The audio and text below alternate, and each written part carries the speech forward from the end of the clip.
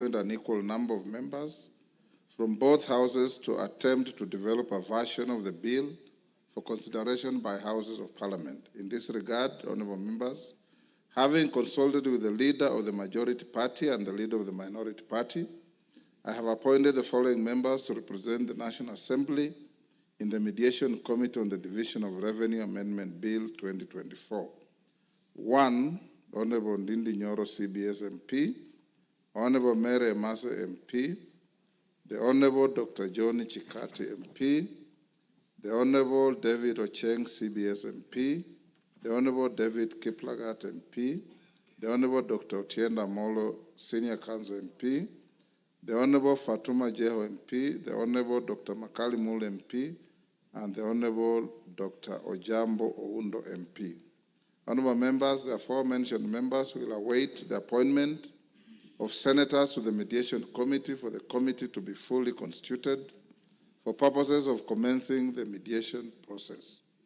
Once I receive a message from the Senate to that effect, I'll convey the same to the House. Thereafter, the Mediation Committee will embark on an attempt to develop a version of the bill for consideration by the Houses of Parliament in accordance with Article 113 of the Constitution. The House is accordingly guided. Thank you.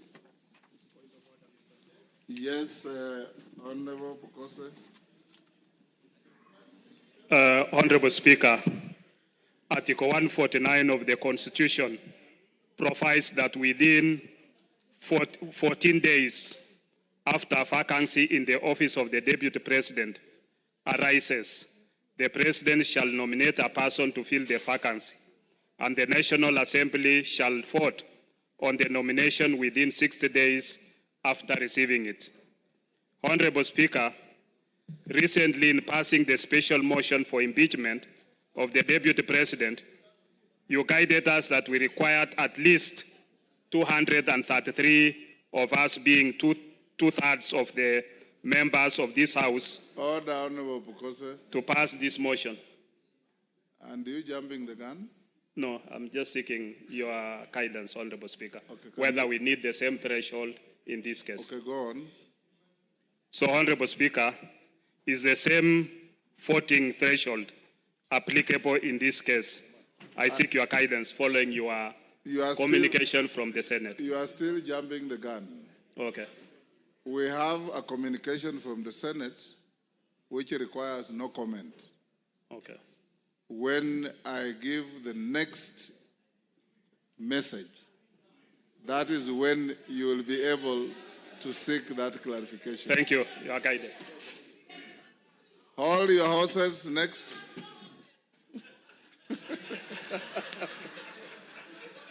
But if you have no horse, hold your mule.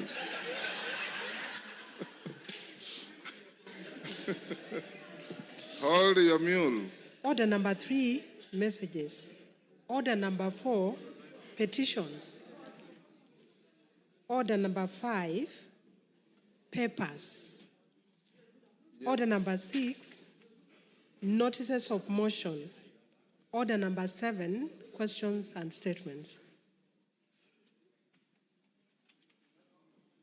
Yes, Honorable Wamboka. Honorable Speaker, yesterday you guided that today morning the chairman of Education Committee was supposed to bring a response with regard to opening of Moi University. Kindly, I seek your indulgence, Honorable Chair, so that... Which chair? The chair, Meli. Yes. So, Honorable Speaker, I seek your indulgence so that we can have that university opened. Thank you. Honorable members, that 2 chairmen I directed to bring preliminary statements this morning. Honorable Meli on Moi University, and I think Raso, did I also direct you to bring something? Let's start with Meli. Thank you, Honorable Speaker. Honorable Speaker, I stand here to respond to your direction yesterday that indeed Moi University is in a crisis, and as I submitted the statement from Honorable Wamboka on the issue of the university. However, Mr. Speaker, I received a response which is very inadequate, and it could not address the issues that Honorable Wamboka and this House demanded from the Ministry of Education, and more importantly from the PS. And therefore, Honorable Speaker, it would not be good that I redirected again that all the salient issues that were raised in the statement be addressed, because it was such a generality that it could not address those particular issues. So I decided not to read that particular statement, and I took it back to the ministry. Thank you, Honorable Speaker.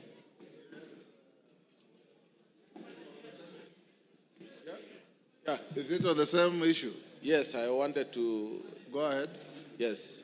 Mr. Speaker, the issue of Moi University is a very serious issue, and especially destroying the lives of our professionals and our professors who have done a great job in going to school to be able to teach our children.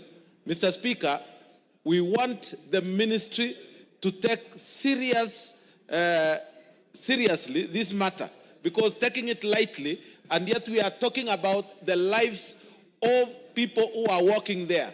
They have lost their pensions, they don't have an increment of salaries, and they have been put on CRB.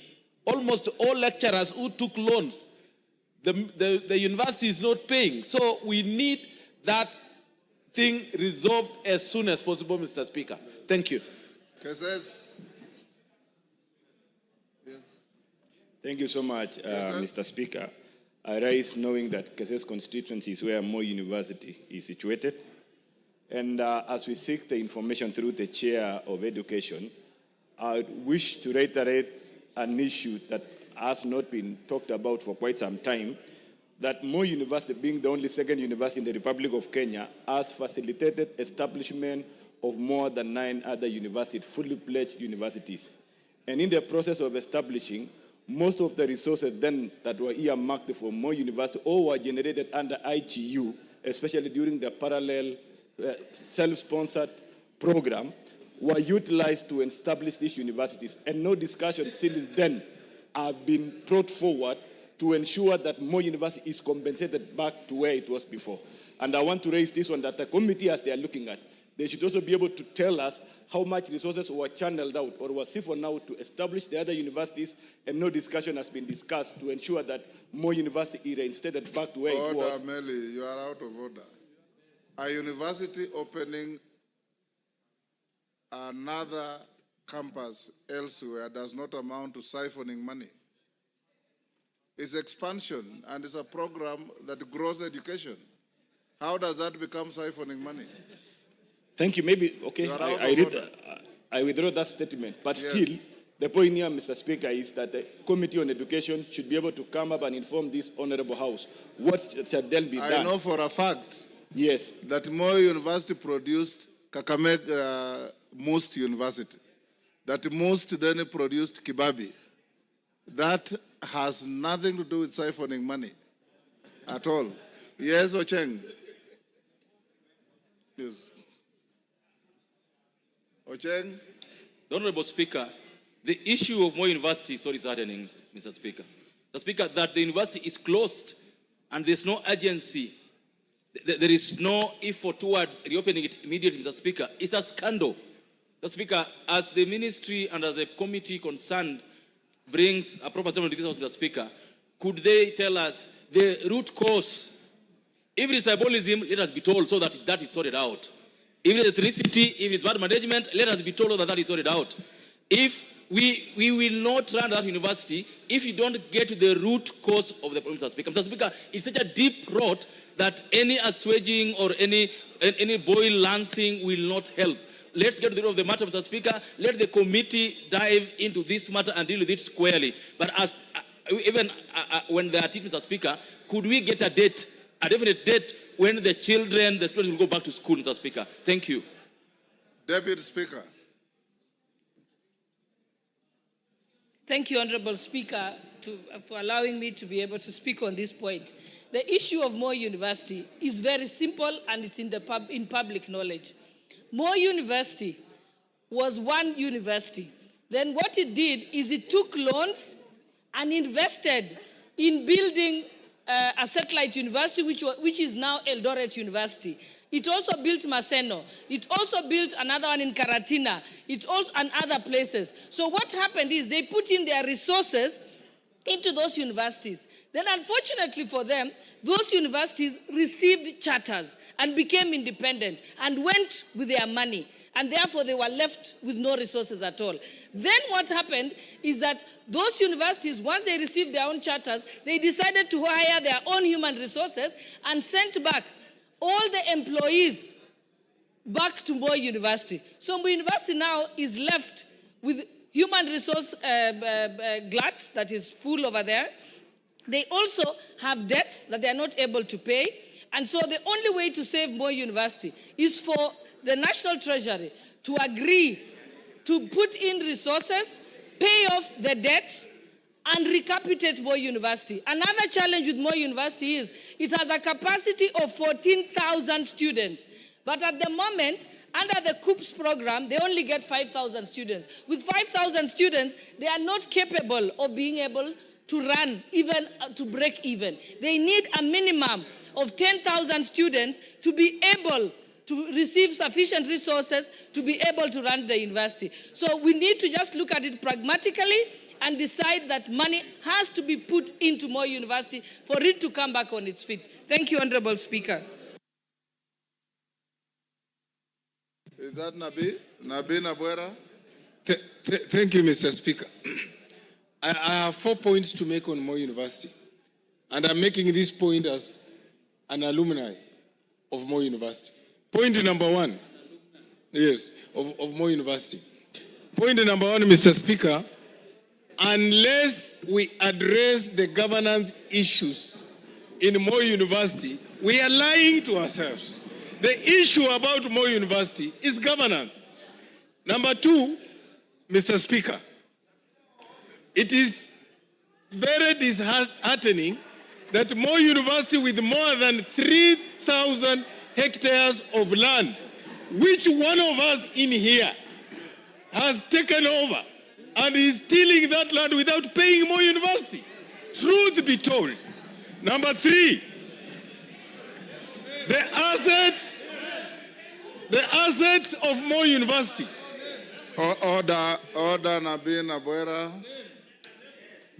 That general statement casts aspersions. Take your seat. Casts aspersions on the entire House. When you say one of us in this House, order members. Order. Rindikiri, take your seat. When you say one of us in this House is tilling 3,000 acres of Moi University, one of us includes the Speaker. I am not doing any such thing. Yes. I'm doing no such thing. So you must be responsible for what you are saying.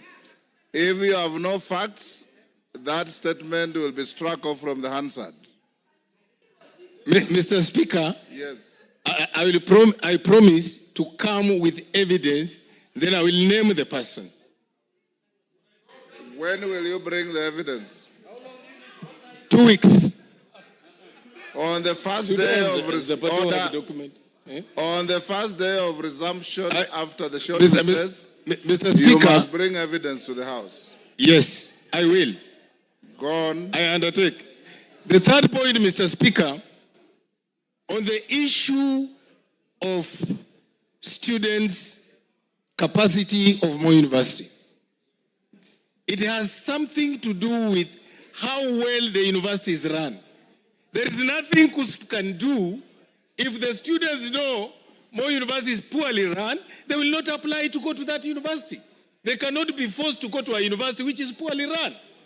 Therefore, Mr. Speaker, I'm calling upon the Minister of Education and especially the Council of University Education to do its role of quality assurance, to do its role of ensuring that they supervise the university so that that university goes back to where it was. Thank you, Mr. Speaker. Yes, Kainan. Thank you, Mr. Speaker. Mr. Speaker, as alumni of Moi University, and as the first alumni ever to be elected to a public office, Mr. Speaker, I'm actually shocked, dismayed, and flabbergasted to see that giant institution today struggling. Mr. Speaker, we must call a spade a spade.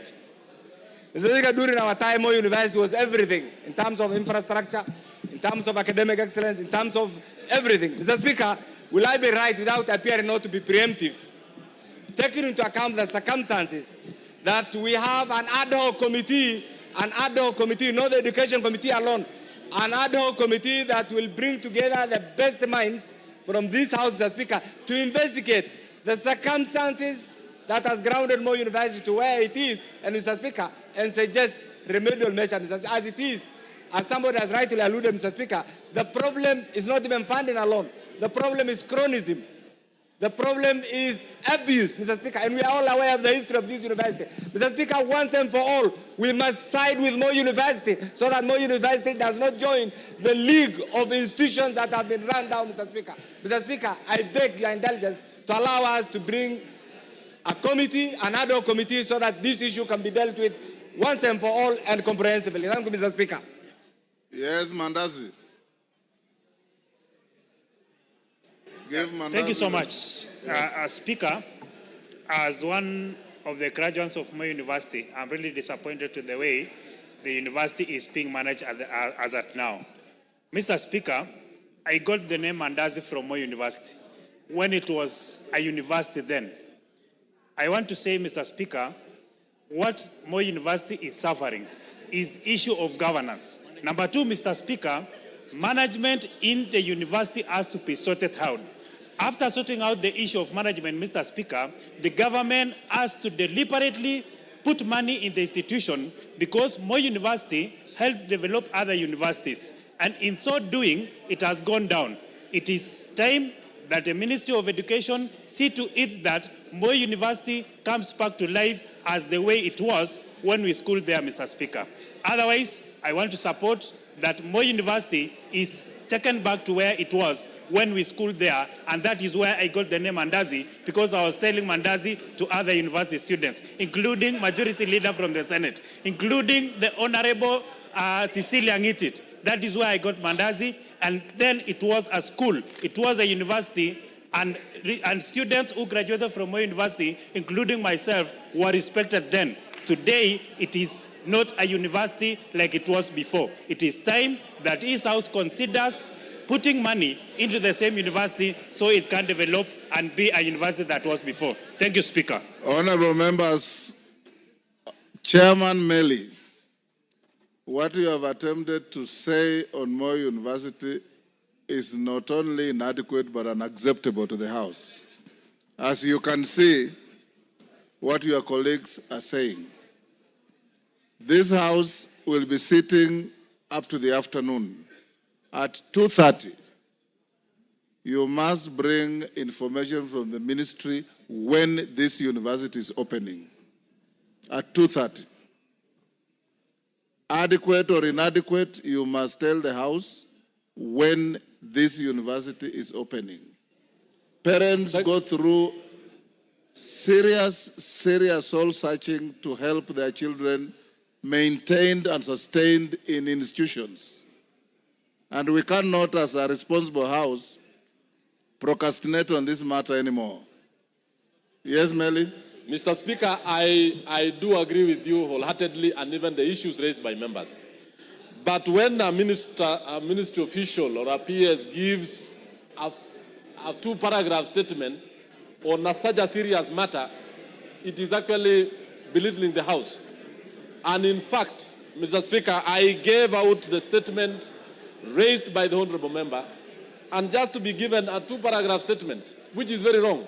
Issues facing Moi University on financials, governance, and even issues of poor governance is very big. And I did not expect that, Mr. Speaker, that I bring such a very poor As thing. chairman of the committee, you know what to do. I shall take action as you are saying, and I'll bring a statement this afternoon. Thank you. Thank you. Russell.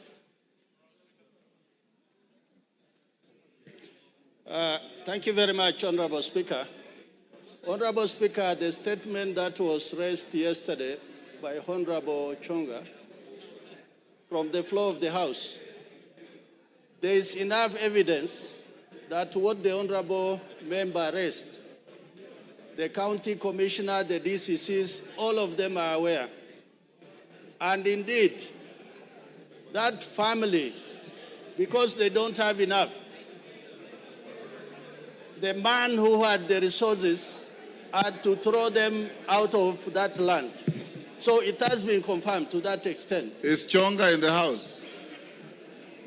Is Ken Chonga in the house? That was his statement, right? Yes.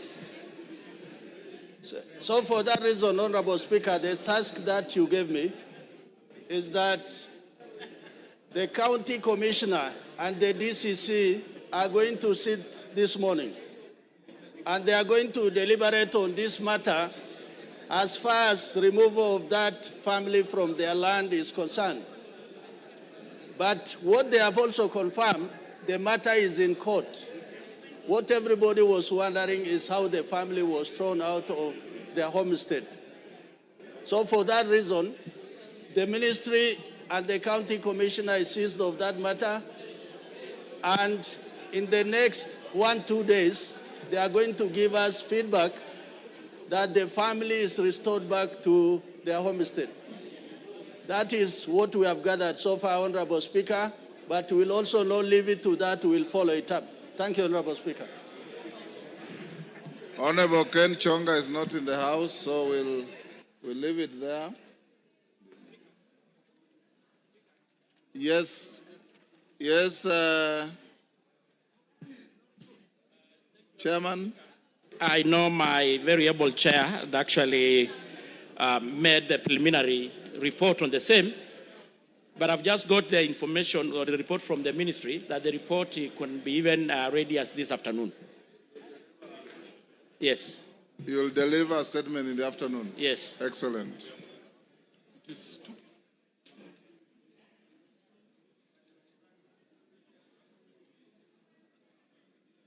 Member for Moyale, Jaldesa Guyo.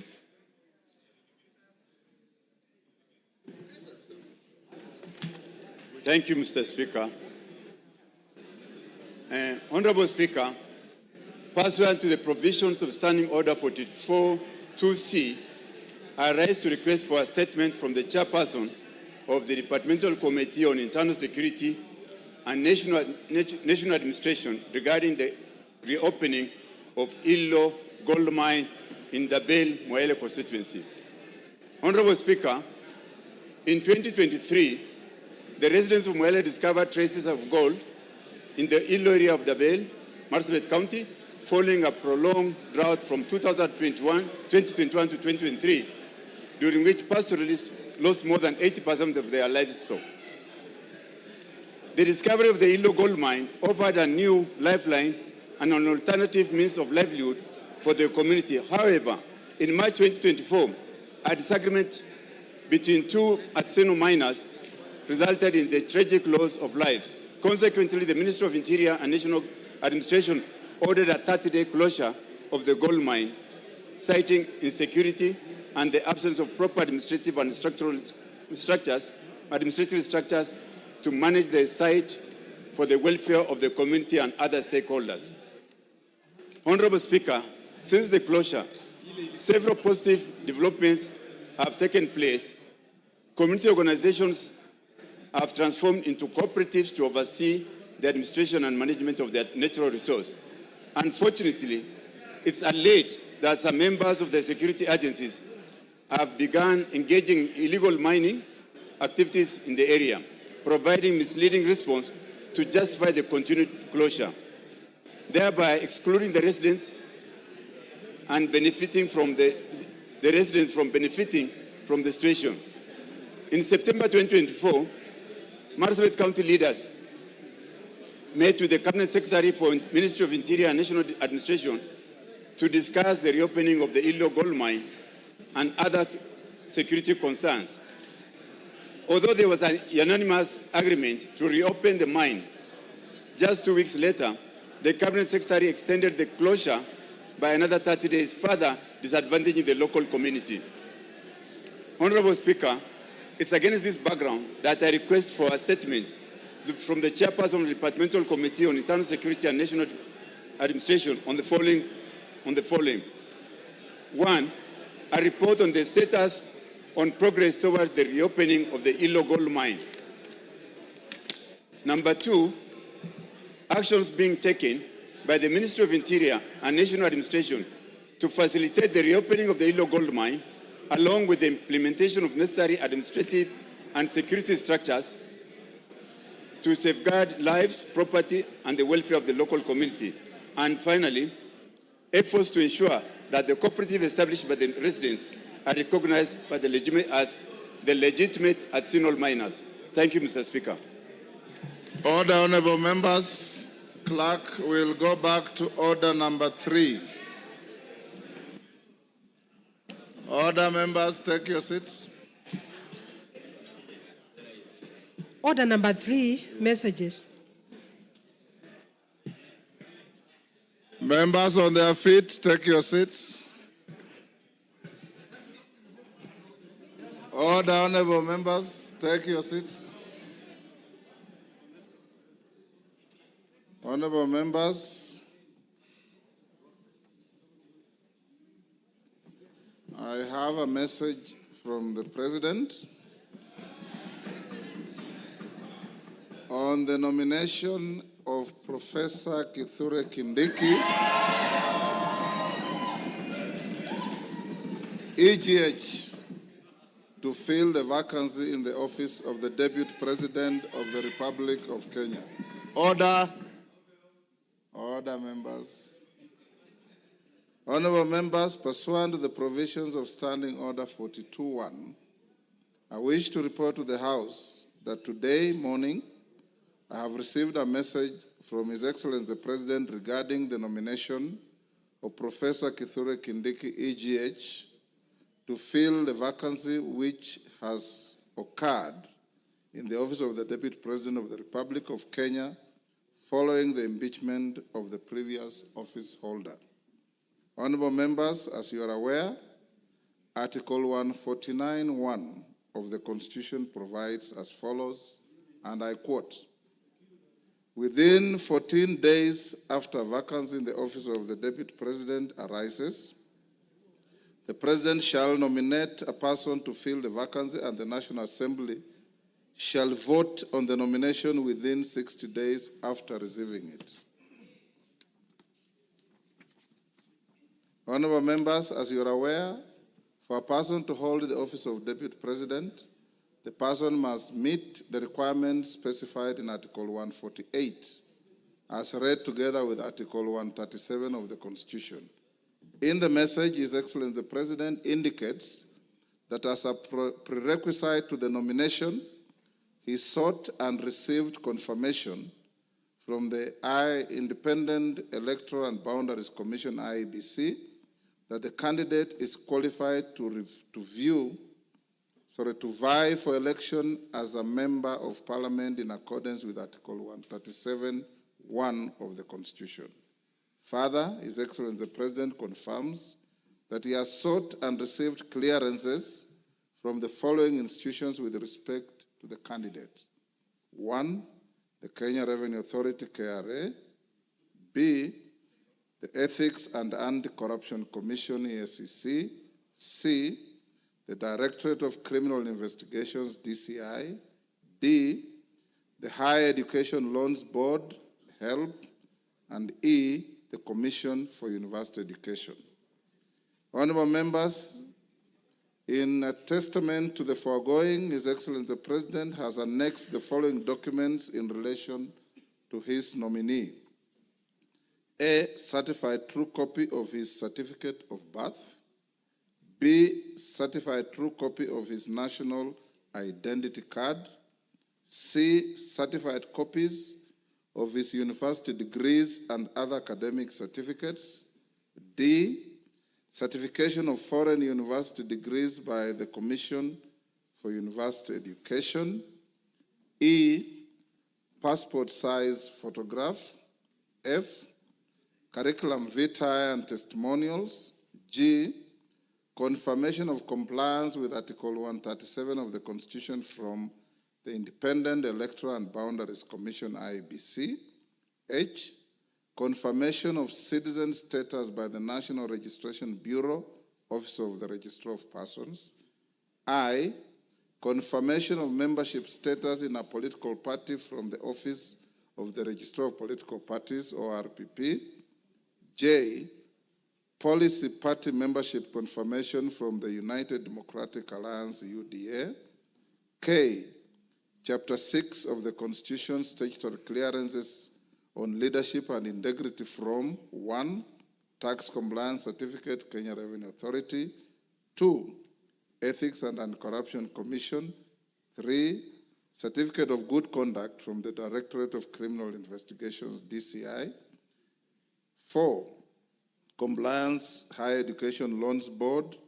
And 5, credit report and certificate of clearance from the Credit Reference Bureau. In view of the foregoing, honorable members, and having perused the attached documents, I am satisfied that the candidate meets the requirements under Article 148 as read together with Article 137 of the Constitution to fill the vacancy in the office of the Deputy President. Consequently, the nomination is properly before the House for purposes of the decision required under Article 149(1) of the Constitution. Honorable members, Article 149(1) of the Constitution suggests that states that upon receipt of a nomination of a person to fill a vacancy in the office of the Deputy President of the Republic of Kenya, the House is required to vote on the nomination. Considering that the House is scheduled to proceed on recess at the rise of the House this afternoon, I'll convene a meeting of the House Business Committee immediately hereafter to deliberate on the next steps to be taken by the House. Thereafter, I will guide the House on the decision of the House Business Committee, and the House is accordingly guided. I thank you. Yeah, because now you are properly seized. You can put your...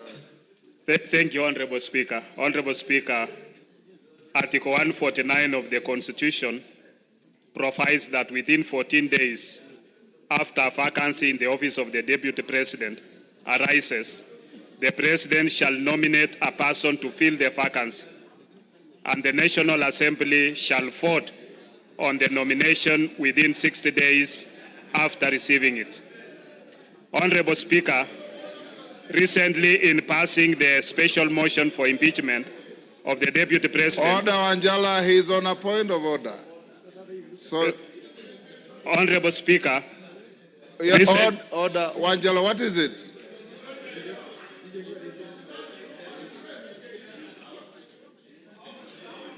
Order, Honorable Shinali.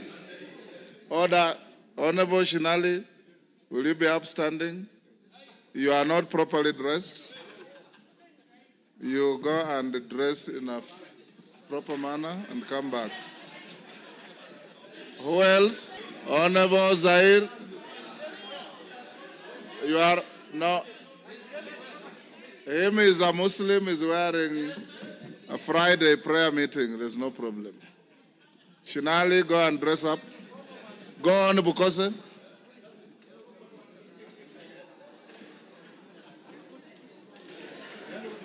Honorable Speaker, recently in passing the special motion for impeachment of the Deputy President, you guided us that we required at least 2/3, that is 233 members, of us being 2/3 of the House to pass the motion.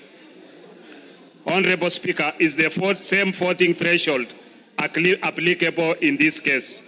I seek your guidance of the matter. Thank you, Honorable Speaker. Thank you. Honorable Nyikal.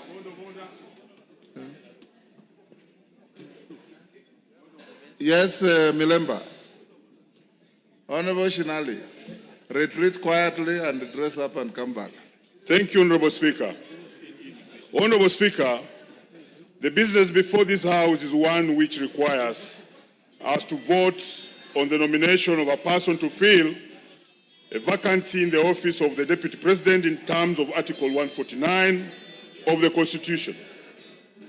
Honorable Speaker, as is a practice before the House takes a vote on a matter, members are accorded an opportunity to debate and give their views on the business before the House. Honorable Speaker, to this end, I seek your guidance on whether we shall be given an opportunity to debate on the nomination and give our views. Thank you, Honorable Speaker. Wangwe. Thank you, Honorable Speaker. Honorable Speaker, I rise to seek your guidance on whether this House will be required, Honorable Speaker, to undertake the vetting and approval process as required by the Public Appointments Parliamentary Approval Act. Number two, Honorable Speaker, of my concern is that, Honorable Speaker, Article 124, particularly subsection 4 of the Constitution, provides that when a House of Parliament considers any appointment for which its approval is required under the Constitution or an Act of Parliament, the appointment shall be considered by a committee of the relevant House, and the committee's recommendation shall be tabled in the House for approval. Honorable Speaker, in your communication, you have not given us indication on how you are going to handle that process. Maybe, Honorable Speaker, you can guide me on how you intend to handle it. Thank you, Honorable Speaker. Thank you. Jen Kakiri. Yes, member for Laikipia. Thank you, Honorable Speaker. Honorable Speaker, you've just conveyed a message from His Excellency the President on the nomination of Professor Kithure Kindiki to fill the vacancy of the office of the Deputy President, which occurred yesterday, to fill the vacancy of the office of the Deputy President, which occurred yesterday following the conclusion of the impeachment proceedings at the Senate. Honorable Speaker, we are now here to vote on the nomination as required by the Constitution. Honorable Speaker, could you please guide the House on whether we are acting within the constitutional deadline, and is it in order for the nomination to happen today after receiving the notification from the President today? Thank you, Honorable Speaker.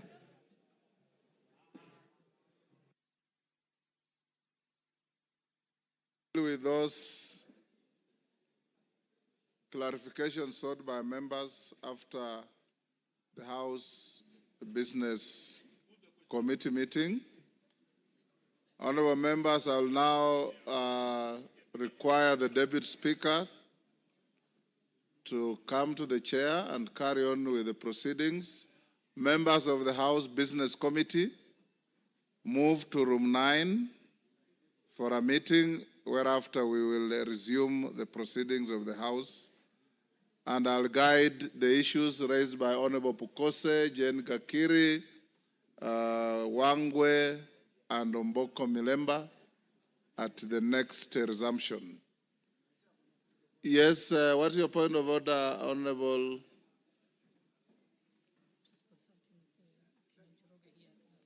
Thank you, Honorable Speaker. Honorable Speaker, I want to join my very good friend, the Honorable Pukose, in seeking your direction, Mr. Speaker, with regard to Article 149 of the Constitution on the appointment of and approval by a vote of the Deputy President. Mr. Speaker. The words of the Constitution are very clear. Yes. It is appointment and vote. And vote. I agree. Approval is not used. Yes, not used, Mr. Speaker. On this article.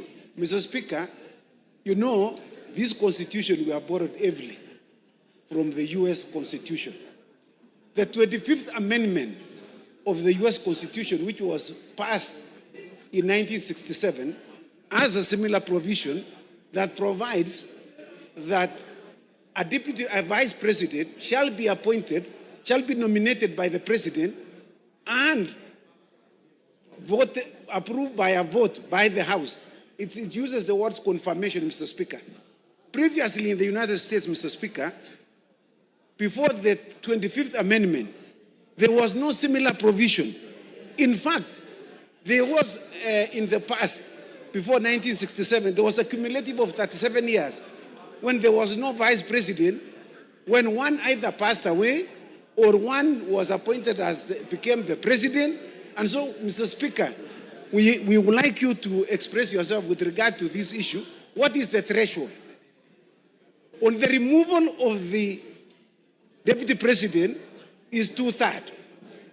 So is the approval or by vote of the deputy president 2/3? Because it's not provided in the constitution. Honorable Chepkonga. Yes. If you are paying attention, you are saying exactly what Bukose said. Oh, I'd walked out. And you are sitting next to him. No, I walked out, Mr. Speaker. Yes. I walked out. So word for word, what you are asking me to say. Yeah, he has stolen from me, Mr. Speaker. Yes. Yes, Wamboka.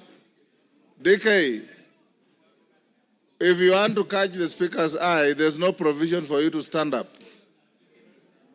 You sit and I'll give you. Yes, Wamboka, member for Bumula. Honorable Speaker, as you are aware, Article 118 of the Constitution requires this House to facilitate public participation in its legislative and other business of the House. Honorable Speaker, the issue of public participation is a sensitive matter which has often attracted debate and court challenges. Indeed, our recent experience in considering the special motion for removal of the Deputy President made us even appreciate better the need for public participation. Honorable Speaker, with this in mind, please guide this House on whether we shall be expected to conduct public participation in voting for the nomination to fill the vacancy in the office of the Deputy President. Thank you. DK. Thank you, Mr. Speaker. I'm rising on a point of order, still on the same issue that I need your guidance. Looking at His Excellency the nominee, we just vetted not more than 2 months ago, and that implies not more than 6 months ago. And the questionnaire that is expected is still the questionnaire that we used. Why don't we use the same motion and we use the same output and we just put the motion and we put the question and we finish today? Thank you. Daud. Yes. Thank you, Mr. Speaker. Mr. Speaker, it's great that Honorable Kithure Kindiki has been nominated by the President. My question is, Mr. Speaker, will IEBC have to be involved as the same was done during the election, or it is not a factor in this case? While I congratulate Kithure Kindiki for nomination. Donya, what is it? Mr. Speaker. On the same issue? Yeah, on the same issue. Go ahead. He's saying that we use the same questionnaire that he used as the interior for the position of the Deputy President. He's incorrect because you cannot use the same questions when it is a different docket. He's out of order. Thank Mr. you for Speaker. helping the Speaker. Yes, member for Langata.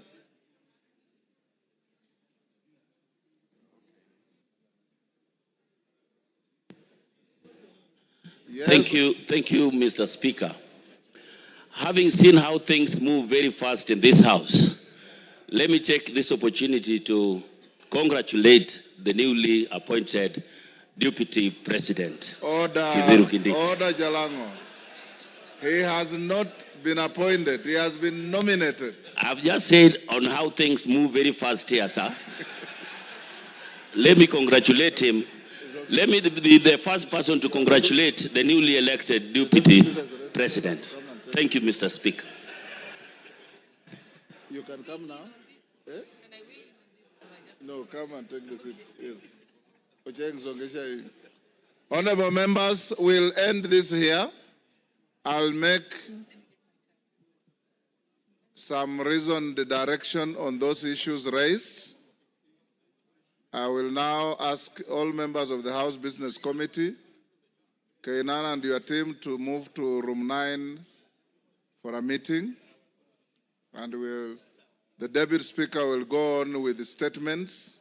I had not given direction on the member for Moyale's statement. It's committed to the committee responsible and to bring a response in 2 weeks.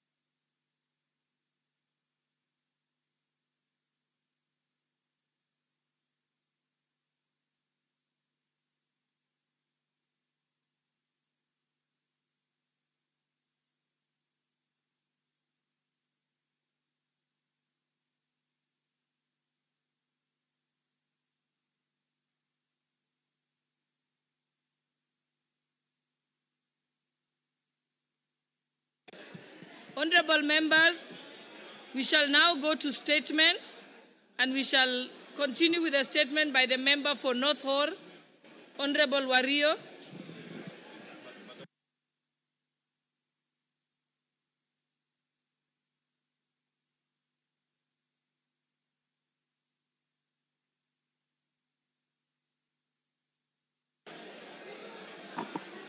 Thank you, Honorable Speaker.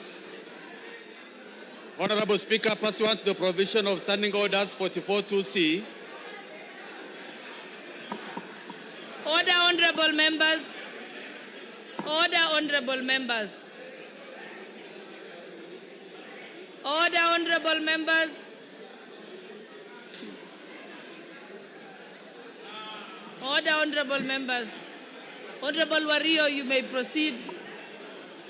Honorable Speaker, pursuant to the provision of Standing Orders 44.2c, I rise to request for a statement for the chairpersons of the Departmental Committee on Agriculture and Livestock and Departmental Committee on Regional Development regarding the perpetual drought crisis and resultant loss of lives and livelihoods in arid and semi-arid lands, and especially in Northern constituency.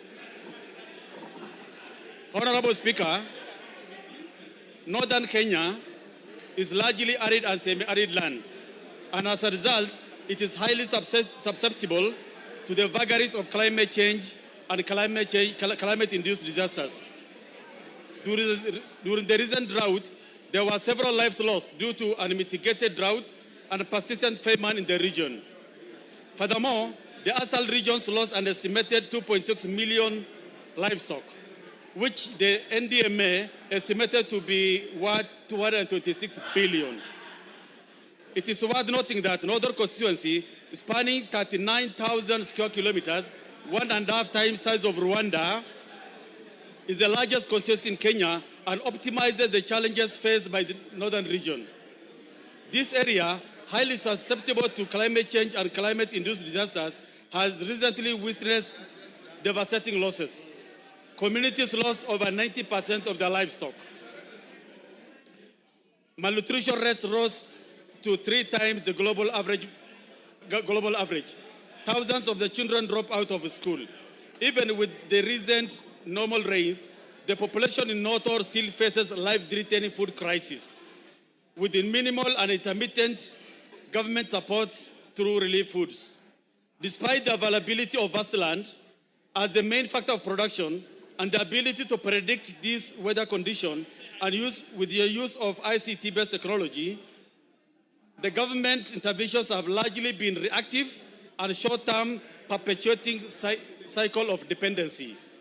Honorable Speaker, the Northern Kenya Development Plan is a sustainable plan to cushion communities in the region from the adverse effects of the climate change and climate-induced disasters.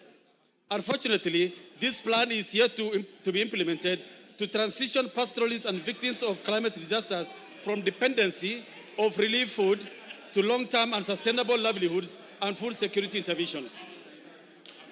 Honorable Speaker, it is against this backdrop that I request a statement from the chairperson of the Departmental Committee on Agriculture and Livestock and Regional Development on the following. 1.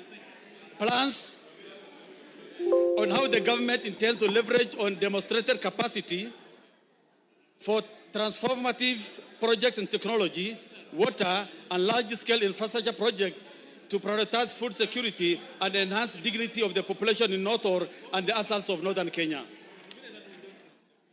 B, an explanation on why the government allocates substantial resources for relief food annually, but minimal or no resources for specific, smart, measurable, and realistic food security programs in the ASAL of Kenya.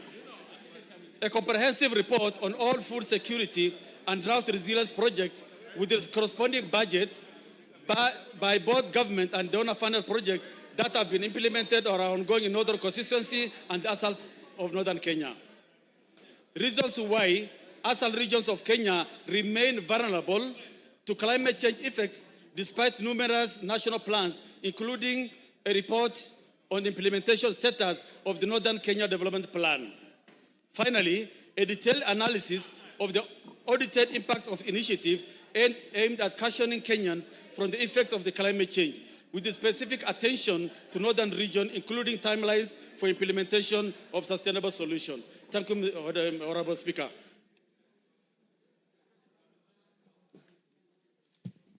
Thank you. That falls under the which committee?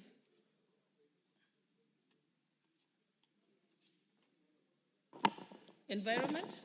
Committee of Agriculture and Livestock and Regional Development. Honorable Mutunga, are you here? Do you have any response? Or do you want to say something about it? Honourable Speaker, we can promise to get a response in the next 2 weeks, soon after the recess. Thank you. Honorable members, before we move to the next statements,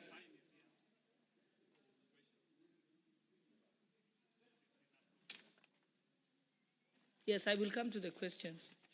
What I want to do is, before we continue with the statement, the answers to the statements,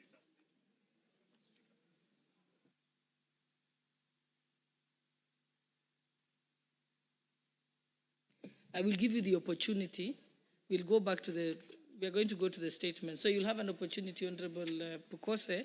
But before we proceed with the statements, allow me to reorder the order paper.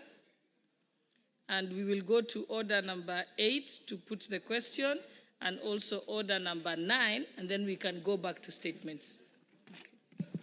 Okay. So, honorable members. Oh, yeah, read out.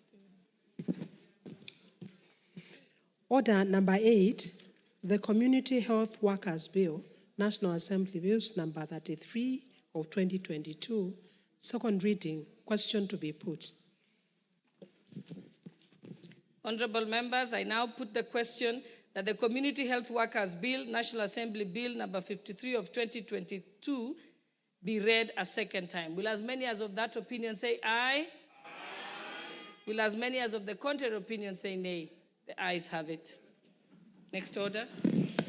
A bill for an act of parliament to make provision for the training, registration, and licensing of community health workers, to regulate their practice, to provide for the establishment, powers and functions of the Community Health Workers Council of Kenya, and for connected purposes.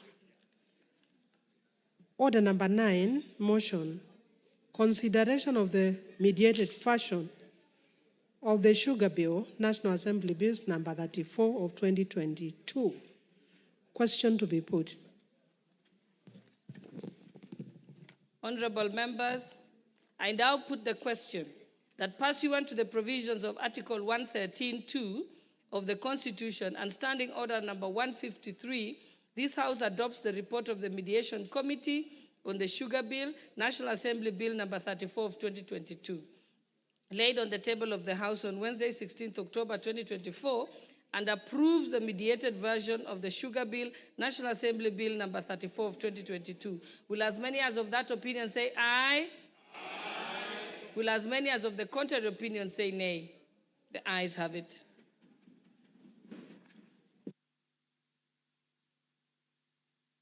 So, honorable members, we go back to statements. And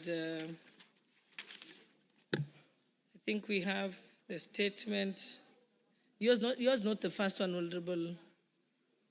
Yes, I have the list here. I think we are starting with the one for Honorable Bernard Kithure, MP for Nandi Hills. I think it was supposed to be answered by the Administration Internal Security Committee. Is Honorable Kithure? Yeah, Honorable Speaker, pursuant to Standing Order 44-2C, I rise to request for a statement from the Chairperson of the Departmental Committee on Administration, Internal Affairs, regarding the kidnapping and torture of Mr. Pascalis Kosgei. Honorable Speaker, on the 15th July 2024, Mr. Pascalis Kosgei of ID number 26289458, the chairman of the Nandi Hills Border Association, was kidnapped in Kerengwet village, Nandi Hills constituency. He was tortured for 6 hours before being dumped unconscious and naked in a tea plantation miles away from his home. This incident occurred on the same day he led a major demonstration alongside other area leaders against multinational tea estates, demanding increased employment for locals and a reduction in the use of tea plucking machines. Prior to his abduction, Mr. Kosgei reported that he received numerous calls regarding his whereabouts, including from a senior DCI officer recently transferred from Nandi Hills. His kidnapping sparked significant outrage within the constituency and was reported at Nandi Hills Police Station under the occurrence book number 39/15/7/2024. Honorable Speaker, it is important to note that Kenya is a signatory to the International Convention for the Protection of All Persons from Enforced Disappearance. However, the country has yet to ratify this crucial agreement, which would be instrumental in addressing violation of human rights and ensuring accountability for victims and their families. Honorable Speaker, it is against this background that I seek for a statement from the Chairperson of the Departmental Committee on Administration and National Security, and in the statement, the Chairperson should address the following. 1. Status of the investigation on the kidnapping and torture of Mr. Pascalis Kimurgor Kosgei. 2. Any steps the honorable colleague from Nandi Hills has raised is fundamental. It is about human rights and protection of lives and sanctity of life, which is enshrined in our Constitution. Madam Speaker, we'll need 2 weeks after the recess to respond. Thank you, Honorable Speaker. Thank you. I think it's one thing I had raised with some of the committees. Even though we are going to recess, if you dispatch the letter now or during the recess, then you can have a response by the time we come back from recess. Because the executive is not on recess. So I think you adjust it that way. Thank you. Next we have a statement, a request for a statement by the Honorable Christopher Aseka, member for Kiswero. Thank you, Madam Speaker.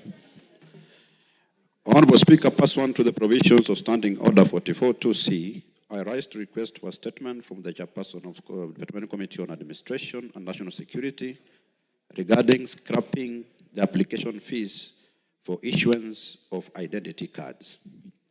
Honorable Speaker, every Kenyan is entitled to issuance of a national identification card upon attainment of a maturity age of 18 years.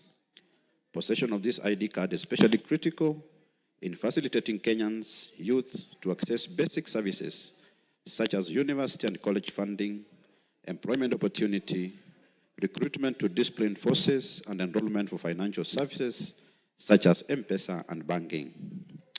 Sadly, Honorable Speaker, the government requirement for payment of a mandatory application fee of 300 Kenya shillings is hindering many teenage first-time applicants from acquiring national identity cards. Clearly, at the age of 18 years, teenagers applying for these identification cards do not have income of their own to pay fees and to meet other related costs, such as convenience fees charged by Huduma centers. Additionally, teenagers who do not have parents or guardians to pay for the application fees, for them to fail to apply for identification cards due to the cost implications. As a result, most young people are not only delayed from timely access to opportunities requiring ID cards, but also the enjoyment of the inherent identity as citizens of Kenya. Honorable Speaker, it is against this background that I request for a statement from the chairperson of the Departmental Committee on Administration and National Security on the following. Clarification on the justification for levying and application fee of 300 Kenya shillings for issuance of national identity cards for first-time teenagers, applicants who do not have their own income. And two, the action being taken to immediately scrap the application fee for the first-time teenage applicants in order to remove the prohibitive financial obligation and hinders them from obtaining the critical document. I thank you, Honorable Speaker. Thank you, Honorable Russo. Yes, proceed. You want to respond to him? Let's give them a timeline. Thank you, Madam Speaker. Madam Speaker, I think that issue is a hot issue in the country because if youngsters don't have anything, they live with their parents, and they are told to get an ID card, they must pay for it. I think it's something that we have not yet reached that stage, even as a country. Yes, in developed countries, youngsters start working from as early as 15 years, and they have some income. So for that reason, I think as a committee, we will need a serious debate with the department, and we'll give a comprehensive response by the time we are through with the recess. Thank you, Honorable Speaker. Honorable Russo, the fees, that was in it was gazetted regulations, or how was it implemented? Actually, Madam Speaker, the fees were gazetted. It was just as a means of raising revenue by the department. But there was not concerted discussion with even the Committee of Parliament. So for that reason, whereas it is out there in the public domain, I think we need to review that position because it raises fundamental issue. There are those children of members of Parliament. They can afford it. What about the children of peasants who don't have anything, even affording a meal a day? So for that reason, I think we will work on it, and after the recess, we'll be able to respond to it. Thank you, Honorable Speaker. Because I'm assuming that it should have been given, it should have come to the Committee for Delegated Legislation, because then that's at the point that they could approve or nullify it. So maybe liaise with that committee. And then we, thank you. Okay, the next request for a statement is by Honorable Dr. Robert Pukose. Thank you, Honorable Speaker. Honorable Speaker, this statement is a statement from the committee, and I'm presenting it in my capacity as the chair. Honorable Speaker, pursuant to Standing Order 44.2c, I rise to request for a statement from the chairperson of the Departmental Committee on Education regarding government financial assistance to students enrolled at the Kenya Medical Training College.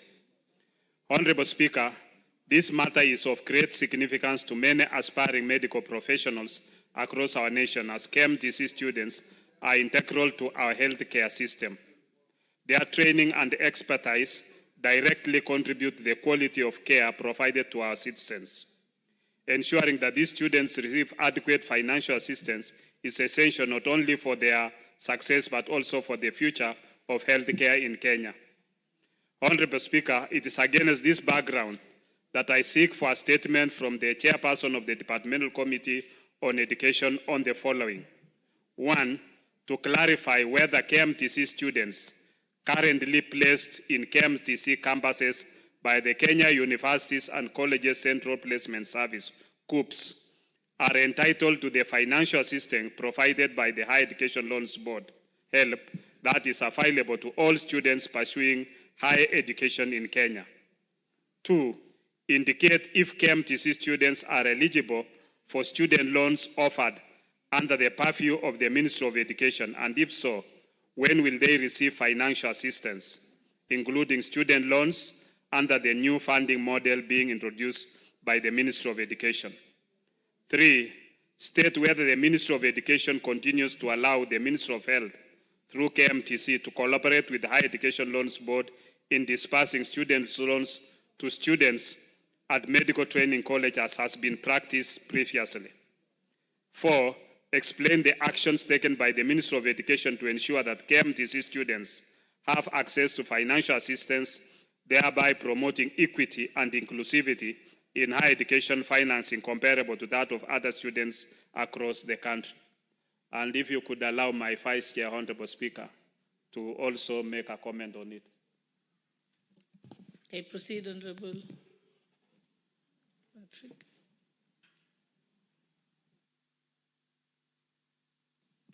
Thank you, Speaker. Speaker, I like to support my chairman on seeking that statement because, Speaker, we were in this house when you approved that students who go to KMTC will from now on be admitted through KUPS, like other students who go to universities. But, Speaker, it's a bit logic why they go through KUPS and then they don't benefit from government financing like university students through HELP. So, Speaker, what we are urging as a committee is that let students who go to KMTC, since they go through KUPS like other university students, also benefit from my education loans board in financing the education, Madam Speaker. Madam Speaker, as we try to achieve universal health coverage in this country, the most important candidates that will help us to achieve UHC in this country are the nurses, are the clinic officers, are the public health officers, and the KMTC trains the back of this lot, Madam Speaker. So for us, it's just a request that let those who go to KMTC also be beneficiaries of Higher Education Loans Board, Speaker. Thank you, Madam Speaker. Thank you, Chairperson for the Education Committee. Thank you, Madam Speaker. Madam Speaker, I want to commend Honorable Dr. Bukose, the Chair, and the members who have raised this particular issue. It's a very, very pertinent issue. And I think as the rule requires, mid-level colleges and universities, students in the Republic are supposed to get loans, scholarships through the Higher Education Loans Board and also University Funding Board. So, Honorable Speaker, I'll really fast-track this particular issue and will respond immediately we are back from recess because it's a very, very important item that we really need to dispense with faster. Thank you, Madam Speaker. Thank you. Let's go to the next request for a statement by the Honorable Dr. John Mutunga, member for Tigania West. Thank you, Honorable Speaker. Honorable Speaker, pursuant to the provisions of the Standing Order 44.2c, I wish to request for a statement from the Chairperson of the Departmental Committee on Finance and National Planning regarding the utilization of pension funds for national building. Honorable Speaker, the Retirement Benefit Act 1997 provides for among other things, requirements for the effective management and investment of the pension fund in Kenya. The statute also establishes the Retirement Benefits Authority, which oversees the prudent management of pension schemes and ensures responsible investment of pension funds. The funds represent a significant pool of long-term capital that, when strategically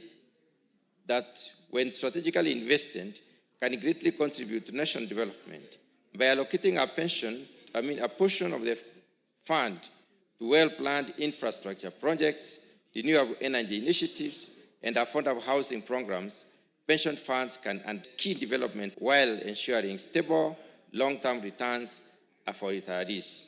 This would also improve financial inclusivity, enhance the living standards of citizens, and reduce reliance on foreign debts. Honourable Speaker, it is against this background that I request for a statement from the chairperson of the Departmental Committee on Finance and National Planning on the following.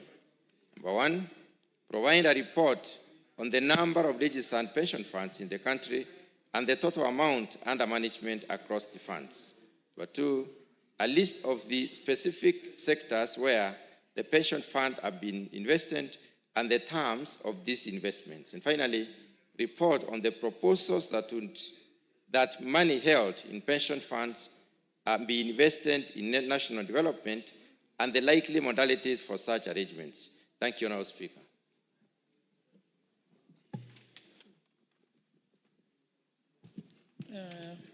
The chairperson for the Committee on Finance and National Planning, Honourable Kuria. Thank you, Honourable Speaker. Honourable Speaker, I want to thank the Honourable, my colleague, the Chair for Agriculture, Mutunga, for requesting for this statement. And I think the committee will endeavour to go far beyond the statement sought. Honourable Speaker, the savings, pension savings as a percent of GDP in Kenya is between 10 and 15%. And this is way lower than the global average of around 50 to 100%. And maybe one of the reasons why even we lag behind in terms of our pension savings as a percent of GDP compared to countries of equal GDP level, could be that we are not maybe investing these pension schemes as we should. And therefore, the Departmental Committee on Finance and National Planning will endeavor to meet the relevant authorities, including the Retirement Benefit Authority and all the other pension schemes, Honourable Speaker, and see how they are investing those monies, ensuring that even they're not just, the savings are not just used for development of this country, but also, and most importantly, the savings are safeguarded, so that when our pensioners get to retire, they are assured that they're going to get their pensions on time, and that they're going to grow the funds and make sure that they're used for the economic development in this country. So, Honourable Speaker, if you give us 2 weeks, we should be able to respond to the statement sought by the Honourable Mutunga. Thank you, Honourable Speaker. Okay, thank you. Next request for a statement is by the Honourable Paul Katana, member for Kaloleni.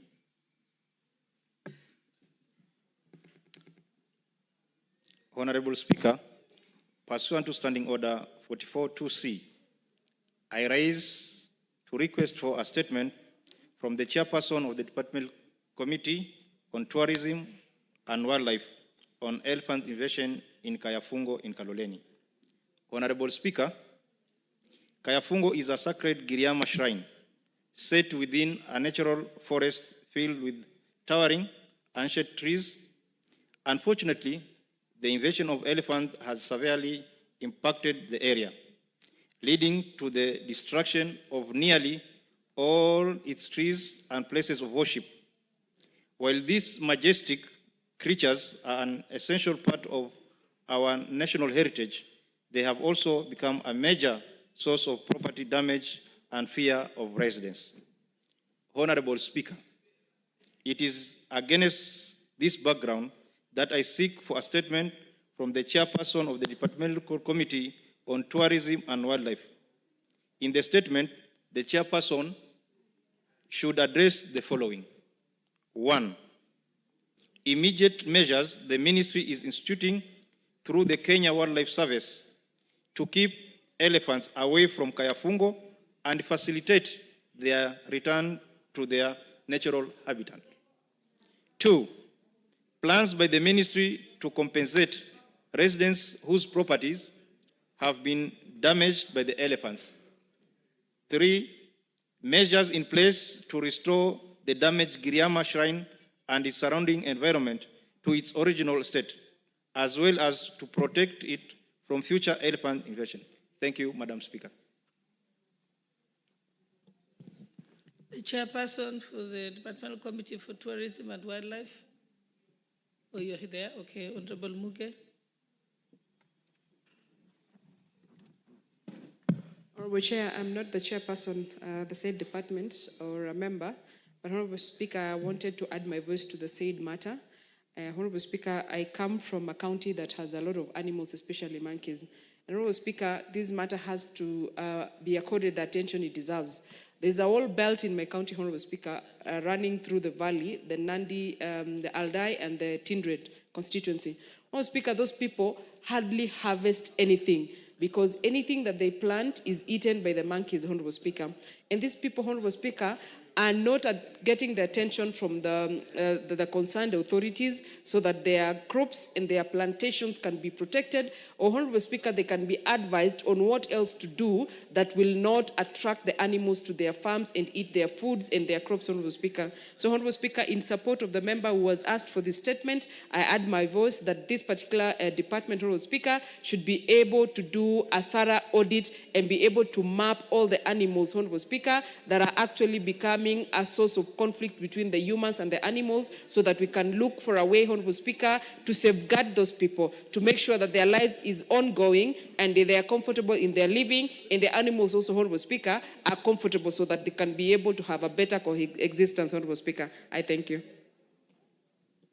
Thank you. Is there a member of that committee in the House? Okay, then I think Honorable Wako, I think we'll task you to ensure that it goes to the relevant committee. Next we have. Thank you. Next we have another request for a statement. Honorable Wanjiku Muya, member for Kipipiri. Thank you, Honorable Speaker.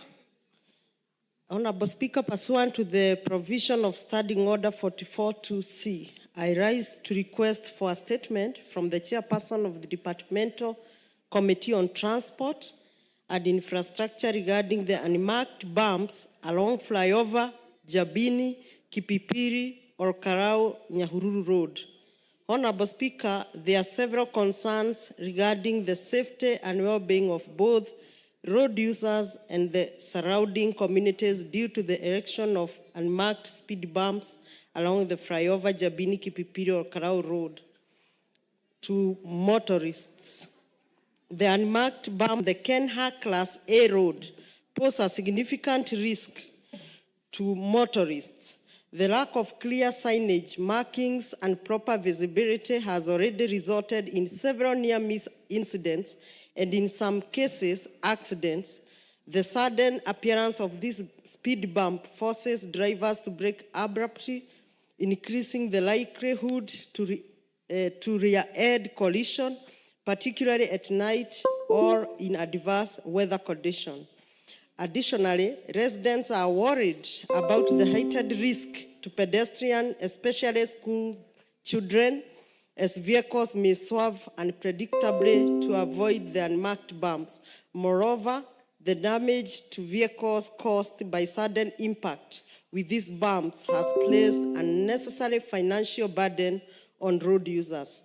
Honorable Speaker, it is against this background that I request for statement from the chairperson of Departmental Committee on Transport and Infrastructure on the following. 1. Plans to ensure that all bumps erected along the flyover, Jabini, Kipipiri, or Karau Nyahururu Road are clearly marked and proper signage provided. Action being taken for the, that is 2, action being taken for the provision of proper signage and reflective markers along the flyover, Jabini, Kipipiri, or Karau Nyahururu Road. And 3, a report on the exact timeline for marking the bumps and placing signage along the said road. I thank you, Honorable Speaker. And just in one sentence, I want to confirm, like Kipipiri, we have already lost so many souls in a very black spot called Jiret near Kariamu. Recently, we lost a principal from Kiabogo Secondary School, and we have lost many and particularly near Kinangop, and I know the member will be speaking. The contractor who maintained this road, he maintained and go and leave the road as dangerous as such. Thank you, Honorable Speaker.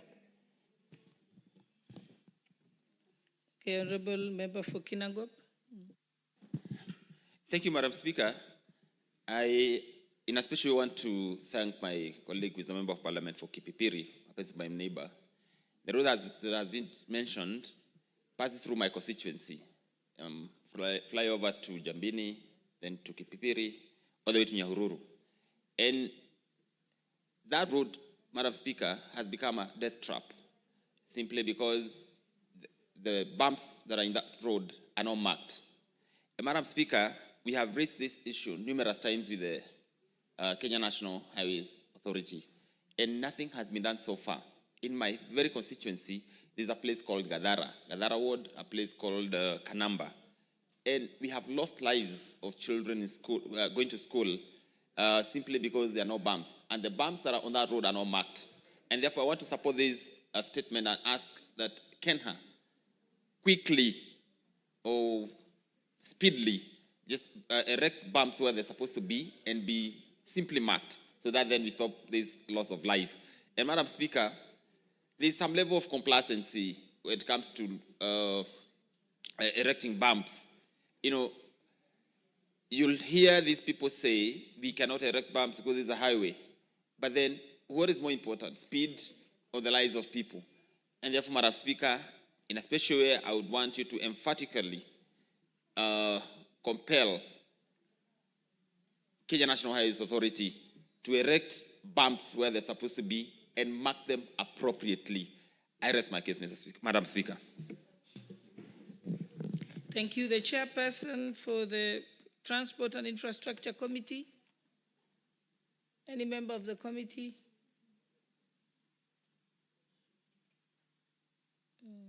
Okay, so I think Honorable Wako, again, we'll leave this one to you. Most obliged. Thank you.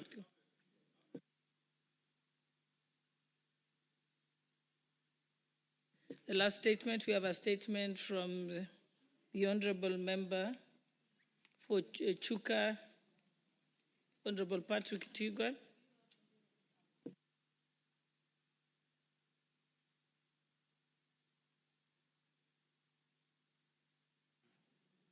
Thank you, Madam Speaker.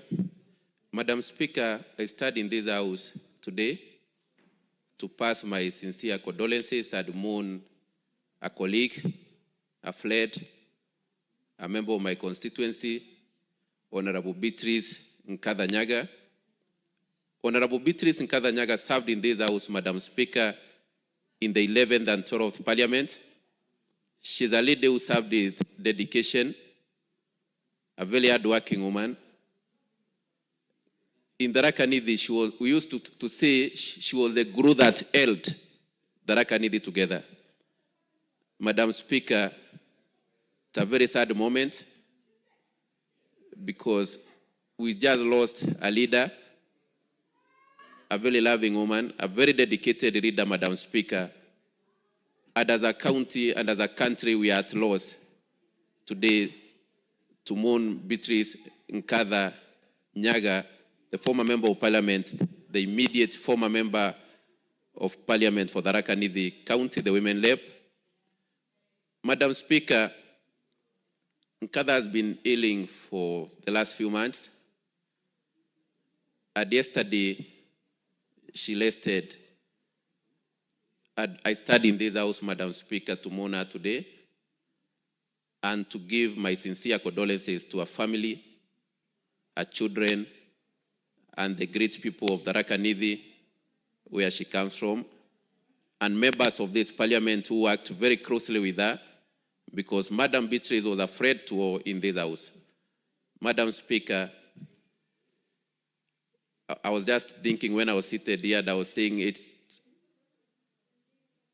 as we bid farewell today, as we mourn Nkatha today in the Tharaka-Nithi, it's also a celebration as we for appointment of Kindiki. So it's mixed feelings. It's mixed feelings in the county, Madam Speaker. Madam Speaker, thank you. I even don't know what to continue. I would just request Honorable Murugara, who I know was a very close friend, to give our his condolences. Thank you, Speaker. Honorable Patrick, you're out of order. You cannot give the opportunity to the member for Tharaka. I think I'll give Honorable Dorothy Kiara, then I'll come to you. Yes, but you're out of order. You're taking the Speaker's job. Thank you, Honorable Speaker. Honorable Speaker, indeed, it is a sad day for all of us today. And I want to join my brother, Honorable Patrick, and the entire Tharaka community and the women of this country in mourning Honorable Beatrice Nkatha. Honorable Beatrice Nkatha was a woman of strength. She worked diligently as the first woman representative of Tharaka Nithi, where she was referred to as Mama County. She served the women, the vulnerable, and the rest disadvantaged in the community with a lot of dedication and zeal. Honorable Speaker, I want to say it's a sad moment for the country, and more so for all of us, because we know the great role that Honorable Beatrice Nkatha played during the 2022 general elections. Honorable Beatrice Nkatha, Madam Speaker, if you can remember from her clips, she was very committed to ensuring that this government comes to power, and more so fighting for His Excellency the President. Even when the ground in our own community was so hostile that she was not able to mention anything else, she went on even when there was a lot of noise, shouting, Ruto, Ruto, Ruto. We still remember her for that. Honorable Madam Speaker, I want to join the rest of the members of this House who served diligently with this beautiful soul, a lady who was very generous, a lady who put on a smile all the time, even when things were so difficult. And I want to say, may the gracious Lord rest our soul in eternal peace. Thank you.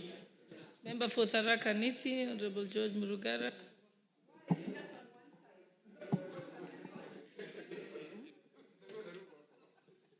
I will come to you. I'm just following the order of the names that came here. I can see Honorable Mishi Mboko is next. Yes. You're out of order, Honorable. Proceed, Honorable Member for Tharaka. Thank you. Thank you very much, Madam Speaker. Madam Speaker, allow me to join my colleague, neighbor and county of Tharaka Nithi, the Honorable Patrick Munene Ntwiga, who represents Chukaigamba Ngombe and is the local member of parliament for the late Honorable Beatrice Nkatha Nyaga. May I join him on behalf of the people of Tharaka constituency, Tharaka Nithi County, and all the well-wishers of the country as we relay our unreserved condolences to the family of the late Beatrice Nkatha. Madam Speaker, Honorable Beatrice Nkatha was a lady to behold. She served the county of Tharaka Nithi for 10 years without a blemish. We remember the lady Beatrice Nkatha with nostalgia, and especially as she was the unifying factor of that county, even when things appeared to go south. She spoke for all of us. She loved the county. She traversed that county with like a colossus, and did not discriminate one constituency against another or another people. She loved the children, the students, the elderly, the vulnerable, and she spoke for them without any reservation. Today, a dark cloud hangs over the county of Tharaka Nithi as we mourn this great lady. It also hangs over the country because Beatrice, especially towards the last general election, stood for the entire country. She was one of the most committed servants of the UDA party. She was one of the most loyal persons to His Excellency the President, Dr. William Samoei Ruto.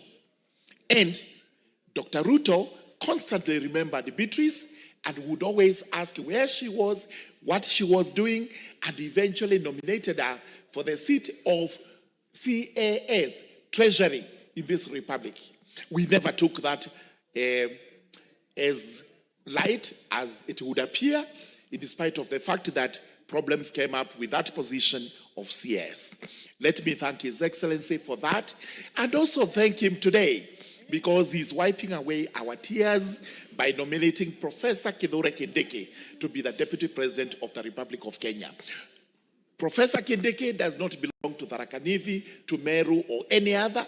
He is a nationalist. He stands in for the entire country, and this is why this House has received that nomination with the zeal, happiness, and accolades as required. Madam Speaker, as I pen off, I have just also lost my mom, the late Lena Gashire Murugara, to whom I am the third born. She was elderly at 88. She has rested. I'm happy that all these members of parliament have actually wished me well and given their condolences to me. And for that, I do sincerely appreciate and thank all of you. Thank you very much. The Honourable Member for Likoni, Honourable Mishimboko.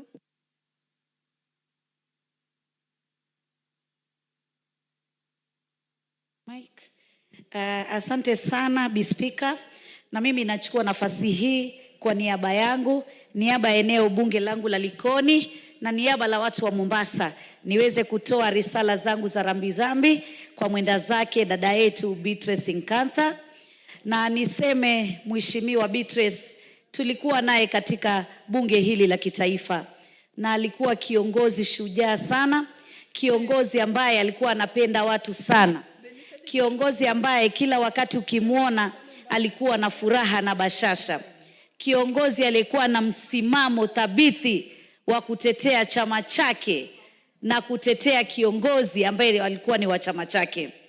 Na tulikuwa tunajua dada yetu ataweza kuingia katika ule uongozi ule tulikuwa tunaita Kiingereza kwa ufupi CAS, lakini kwa yale mambo yaliyotukia hakuweza kufika hapo. Tunasikitika sana, hata nimetamautishwa kusikia kwamba alikuwa amegonjeka kwa muda mfupi, takriban kama miezi miwili hivi. Tungekuwa tumejua, haswa sisi kama kina mama, tungeweza kumtembelea na kuweza kumuombea dua ili Mungu ampatie afueni. Lakini tunajua sisi tulimpenda, lakini Mwenyezi Mungu amempenda zaidi. Mheshimiwa Beatrice, wakati mmoja tulikuwa naye katika kamati moja na tulikuwa karibu sana na yeye. Na nilipenda sana mavazi yake, wakati akivaa alikuwa mama maridadi sana. Hata utaona kile kibeti anachobeba, viatu anavyovaa, nguo anayovaa, yote itakuwa inawiana. Yani alikuwa mama ambaye ni mtanashati sana sana. Na alikuwa mama ambaye hana fujo na mtu wala hana dhiki na mtu. Pia tulikuwa kina mama wa kwanza tukiwa na yeye kuwa katika kiti cha kuwakilisha katika kaunti zetu. Mimi nikiwa kule Mombasa na yeye akiwa anawakilisha kule sehemu ya kwao. Tulikuwa wa kwanza baada ya kupata katiba mpya ya taifa letu ya Kenya. Tunasikitika na tunaomboleza pamoja na ndugu zetu wa sehemu zile za Meru, sehemu zile za Tharaka, kumpoteza shujaa wetu, dada yetu Beatrice Nkantha. Tunaomba Mwenyezi Mungu ailaze roho yake mahali pema peponi. Na tunaomba serikali ya Kenya Kwanza kupitia Daktari William Samoei Ruto, kwa sababu huyu alikuwa kiongozi wako shujaa, kiongozi wako mwenye msimamo, uweze kuangalia familia yake. Yeye ni mwenda zake sasa, lakini najua ana watoto, pengine hata ana wajukuu. Tusiwatupe viongozi wetu wakati wamepatwa na misiba. Pia tuwakumbuke kwa wale ambao wamewaacha na wao wakiwa wametangulia kule mbele. Tunamwombea Mola amweke pema penye waja wema. Poleni sana watu wa Tharaka, poleni sana watu wa Meru, poleni sana bunge la kitaifa na Kenya kwa jumla. Asante sana, Bi Speaker.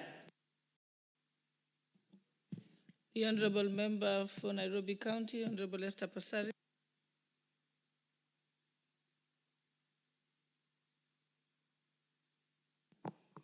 Thank you, Madam Speaker, for giving me this opportunity to speak. I want to send condolences to the family of Beatrice and Kithure Nyaga for myself and my family and the county of Nairobi. It is indeed a sad moment when you hear that somebody you knew has passed on. And with the nature of life, we served in the 12th Parliament together. We haven't seen her for a while, but I remember we met once during campaigns, and even if she was in UDA and I was in ODM, we still exchanged pleasantries like sisters. I met her again recently when she was appointed to become a cast of Treasury, and she was very happy. And she was also very happy that I had made my second term. She was such a lovely human being. She was a beautiful soul. She had no inhibitions, and at the same time, she had no hard feelings for anyone. In politics, sometimes when you're in opposing parties, people always, you see that there's tension in the friendship. With her, the friendship was pure, sincere, and as a woman, she believed in the tribe of women, so we stood together. I would like to quote Shakespeare. We are all on the world stage, all as men and women, we're merrily players that are here, that exist, and we have entrances and we exist. So she has exited the stage, but she will not be forgotten. She has left her landmark. We say sorry to the people of Tharaka Nithi. We also say sorry to the people of Kenya, because as a legislator, you don't just serve your constituency or your county, you make decisions that impact and affect and serve all Kenyans. So as she has exited her stage, we also have seen that we have a nomination of the CS, Kithure Kindiki, as the incoming deputy president. And we say that the people of Tharaka Nithi have lost with one hand and received with another. But we also recognize that the CS Kindiki is a national figure. He has served in many offices, and he has also served as interior, so he knows that Kenya is one, and we wish him well in his nomination, and we wish this country the best. Condolences to the family. Thank you, Madam Speaker.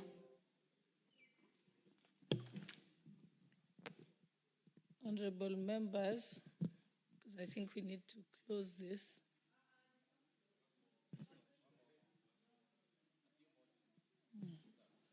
Yes, the honorable member for, yes, you may proceed.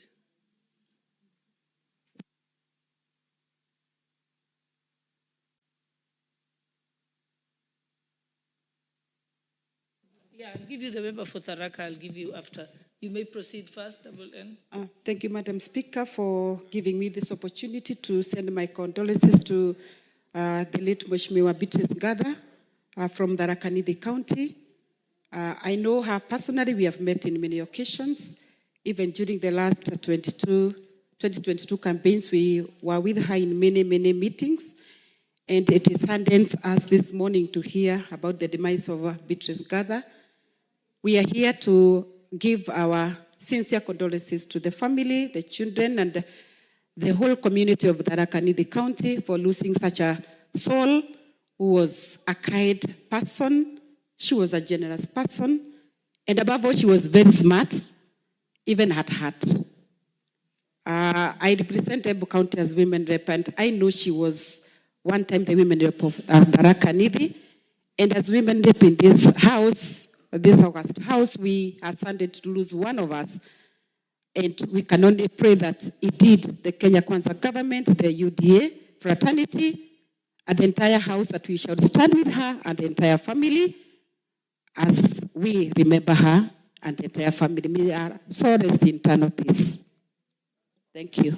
Honorable Nduyo, member for Tharaka Nithi, you'll be the last one. Thank you, Madam Speaker, for this opportunity. Madam Speaker, I've been outside trying to draft something better to present in the afternoon, but luckily I got that my colleague has presented this statement to us. Madam Speaker, today is a Sunday and happy day for the Rakanidi. Mixed feelings. Madam Kadha is my predecessor. A leader that I valued, a leader that I honored. When I decided to vie for the seat of woman rep, I was so confused on how I will go about it, because she was like a mentor to me. That's why I even tell my people that I've not come to compete with her. I'm coming to continue from where she stopped. Alende went Binonand, a professional printer that I worked with the provincial administration for close to 26 years. Alende who didn't know the poor and the rich. Alende who left indelible marks, so many indelible marks in the Rakanidi County. Madam Speaker, we are sad. Madam Speaker, Nkadha was a very hardworking lady. One of the founding mothers and one of the founding officers and one of the founding politicians of the UDA party. A great friend of Professor Kithure Kindiki. I expected her to be here today with us, to be the leading mother to celebrate this joy that is in the Rakanidi today. But unfortunately, Madam Kadha is not there. We are celebrating this great day, yet we are mourning. I've just talked to the son. It's so sad. But pray that God may give us peace, that God may comfort the people of the Rakanidi County, that God may comfort her family. We loved her. May her soul rest in eternal peace. Thank you. So, honorable members, let us rise and for a moment of silence in honor of our departed colleague, Honorable Beatrice Gathanganga.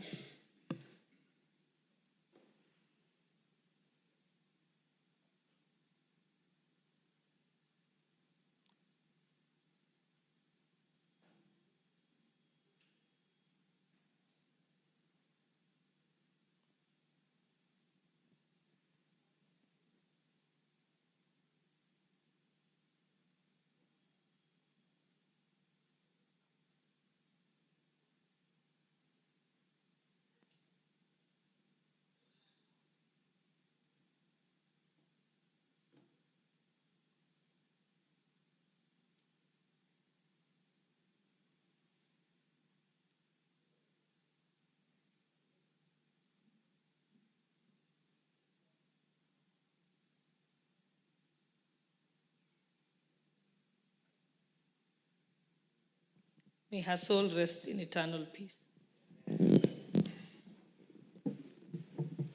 Next order.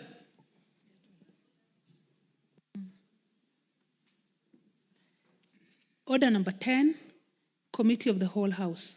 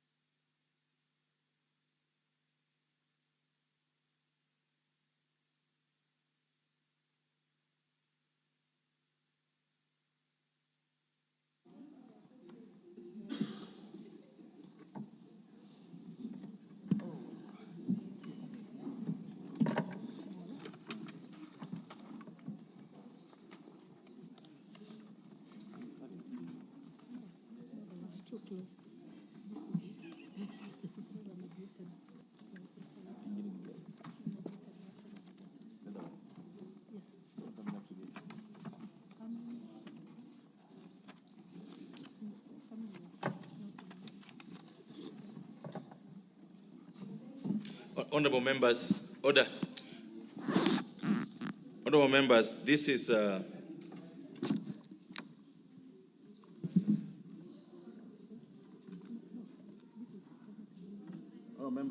This is the Committee of the Whole House to consider the Senate amendments to the Food and Feed Safety Control Coordination Bill, National Assembly Bill number 21 of 2023. Members, this is a very short bill, 3 clauses. Just a request for your attention. What is the majority leader, majority whip?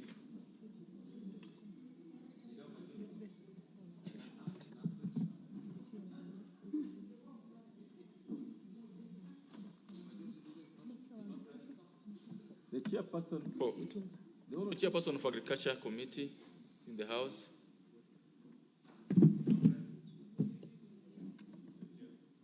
Are you holding brief? Are you holding brief for him? Yes, Oh, Chair. great. Oh, great. Thank you. So let's proceed then.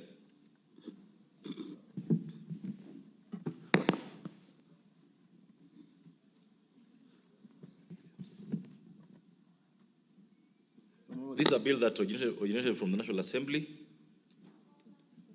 then went to the Senate, now is back here with us with proposed amendments from the Senate. Chairperson of the committee will guide us on how to proceed. Would I request the chairperson, Honorable Justice, would you approach the table?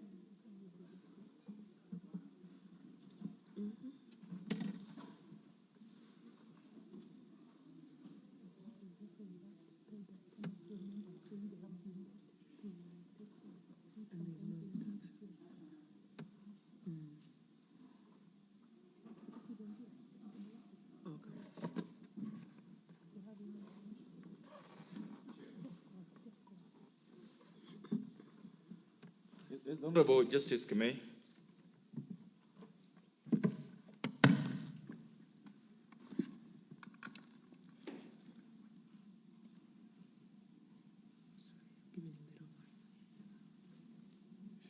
Chair, I think we are ready to proceed, Chair. And while the chairman is coming in, I should be able to stand in for him. Thank you, Chair.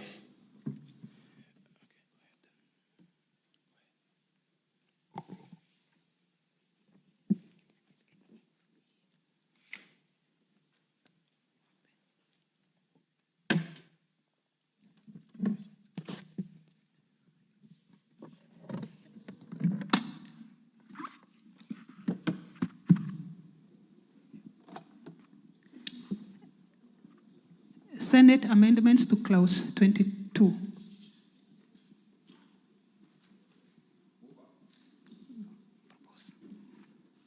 Order, Chairperson.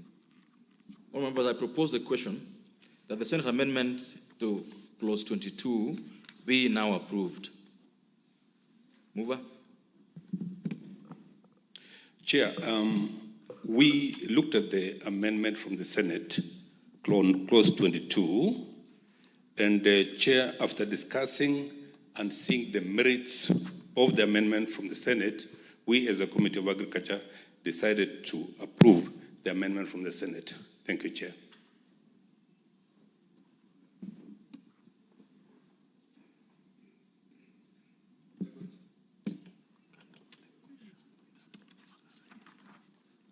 I would allow any interventions if there's any. Members, I now put the question.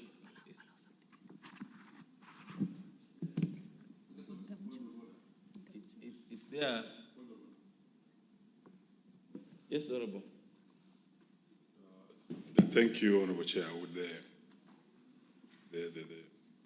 the chair of that committee please explain the amendments? just for the sake of the public and this House.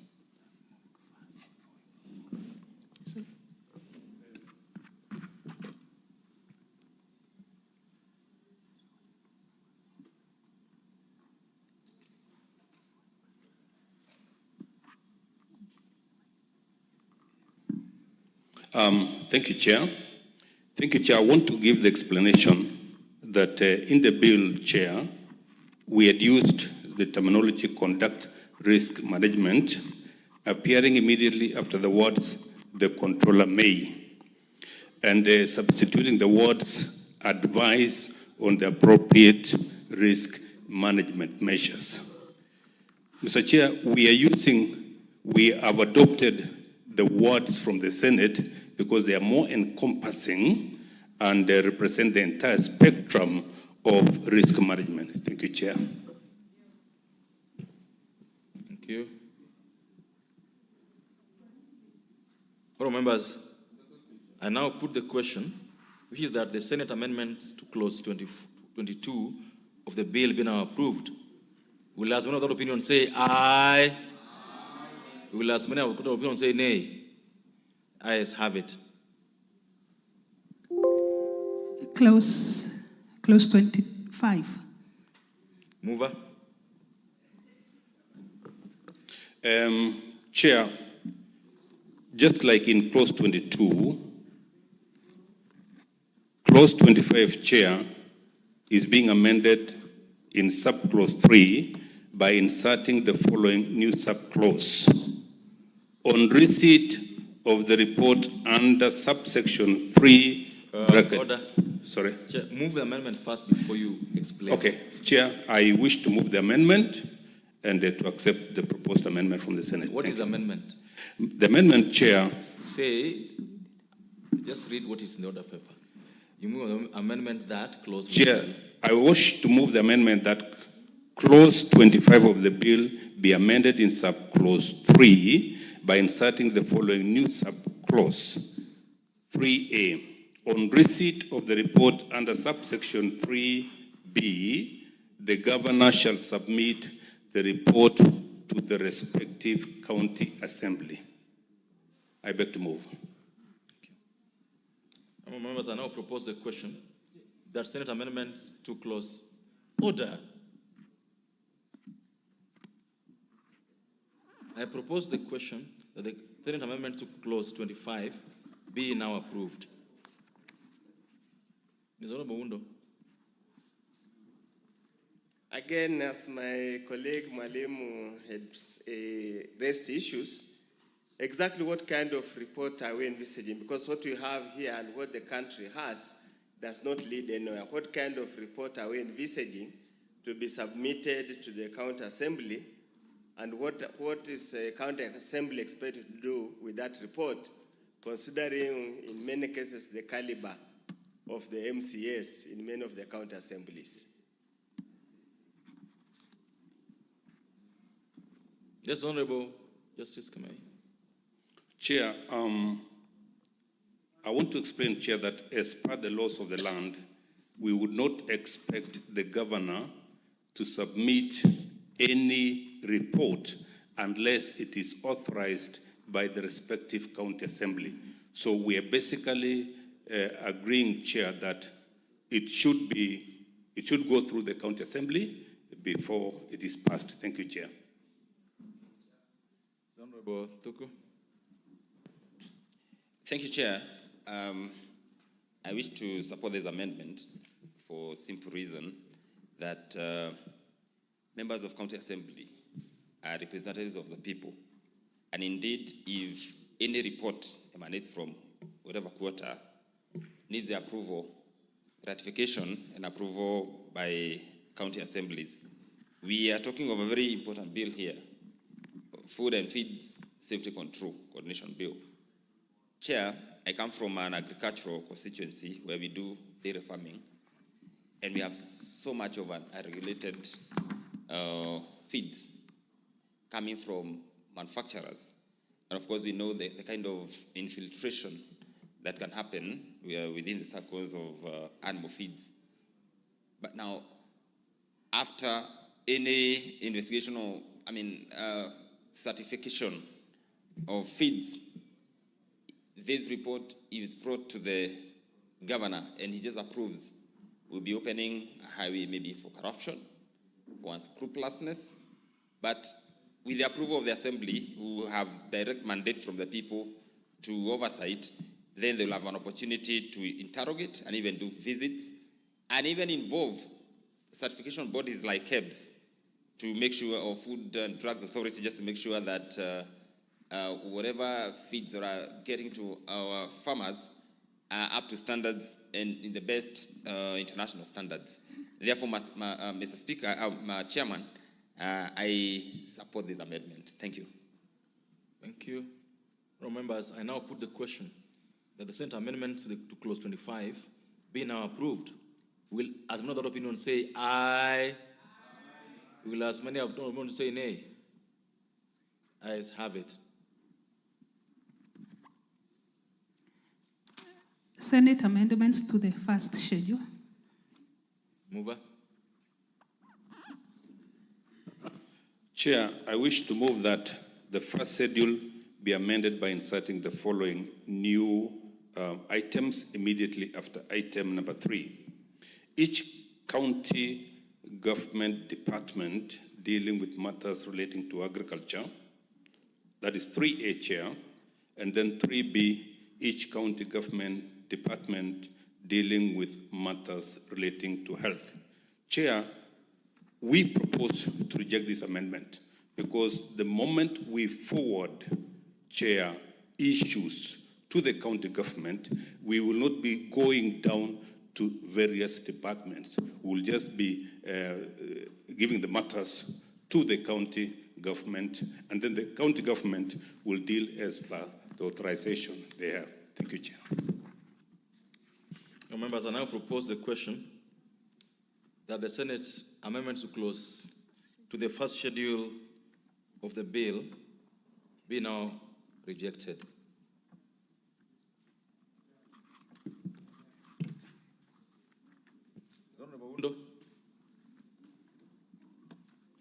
Chair, I totally concur or agree with the committee.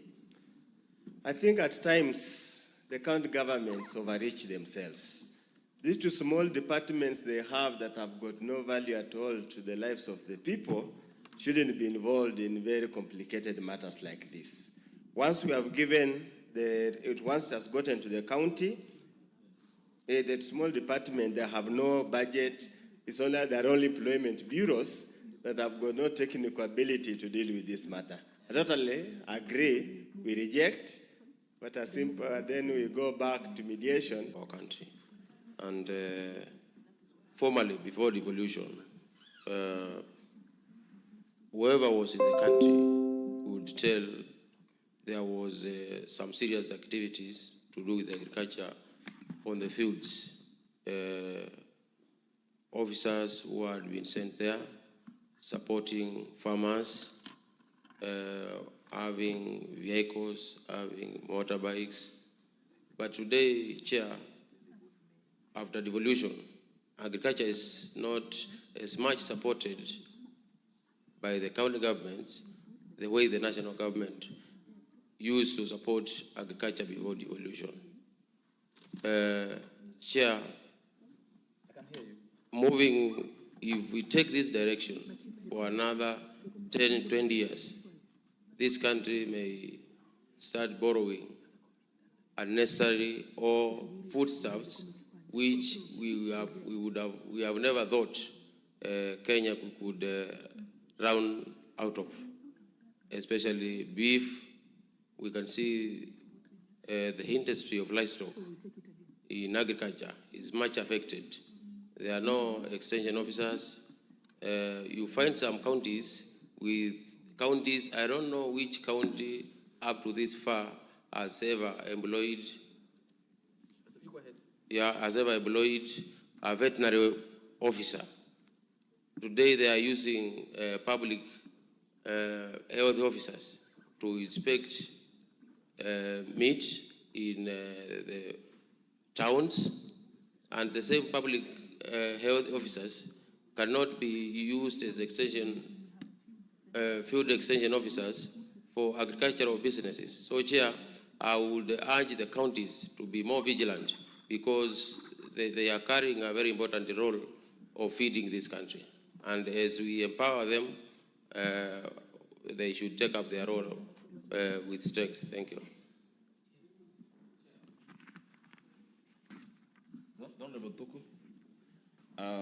Thank you very much, Chair. I also want to support this amendment, but still give my voice, Chair, on the issue of feeds, because this is what we're trying to do in empowering the relevant county government departments dealing with matters relating to agriculture. And, Mr. Speaker, the issue of standards and certification is quite an important matter to this country today because the world is becoming a global village whereby we are now becoming borderless in as far as import and exports are concerned, in as far as competitive and comparative advantage is concerned, whereby now countries will have to trade. We have this slogan that let's go trade, let's exchange goods, let us enjoy each competitive advantage and comparative advantage, Mr. Speaker. And setting the standards is what I would call panacea to what we want, where we want to go. Mr. Speaker, the issue of feeds is quite an interesting matter in this country. If there's no regulation, we cannot trade because we'll not be able to export, especially our beef, our mutton, or our products, agricultural products to other countries. And therefore, Mr. Speaker, empowering departments in county governments by legislation is the way to go. We've had exporters trying even to create quarantine centers so that then they can put their animals in certified areas, but without legislation. With this legislation, Mr. Speaker, then it means a farmer in Kinangop, a farmer somewhere in Kwale, a farmer somewhere in Kajiado, can without belaboring be able to export their stuff without further certification. And therefore, Mr. Speaker, I support this amendment. Thank you, Mr. Speaker. Thank you. The Honorable Kemei, take your seat. Honorable members, we order. The Honorable Engineer Oscar Sudi, can you take your seat? The Honorable Engineer Oscar Sudi, can you take your seat?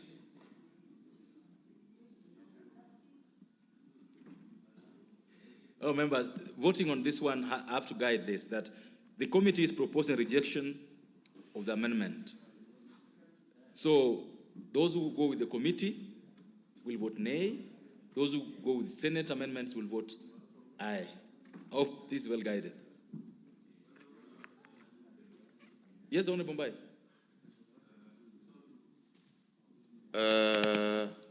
Maybe the honorable member standing in for the chair could indicate the initial proposal of the committee and the proposed amendments by Senate. Just to refresh your mind. That was long done. That is what we just finished. Just refreshing my order. Okay. That was just finished doing. The chairperson moved the amendment and explained the amendment. We proposed the amendment. It's been debated. Now we are voting. That's what has just happened. Just order. We cannot repeat that process. We just finished. So we are going. Members, I will now be putting the question, and I've guided that the committee proposes a rejection of the amendment. Those who support the committee will vote nay. The Senate proposes to amend the bill. Those who support the Senate will vote aye. Therefore, members, I put the question that the Senate amendment, the first schedule of the bill, be now approved. Will as many of the opinion say aye? Will as many of the court of opinion say nay? Nay. The nays have it. Mover.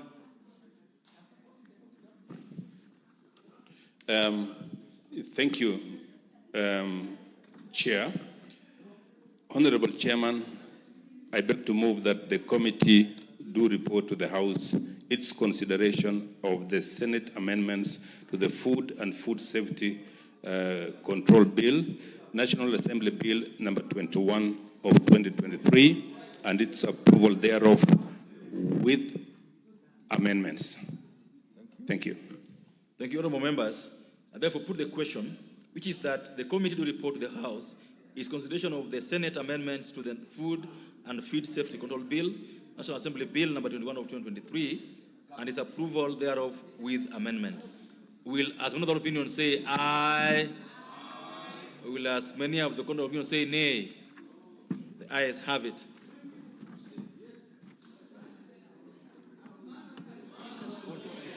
Call the speaker. Call the speaker.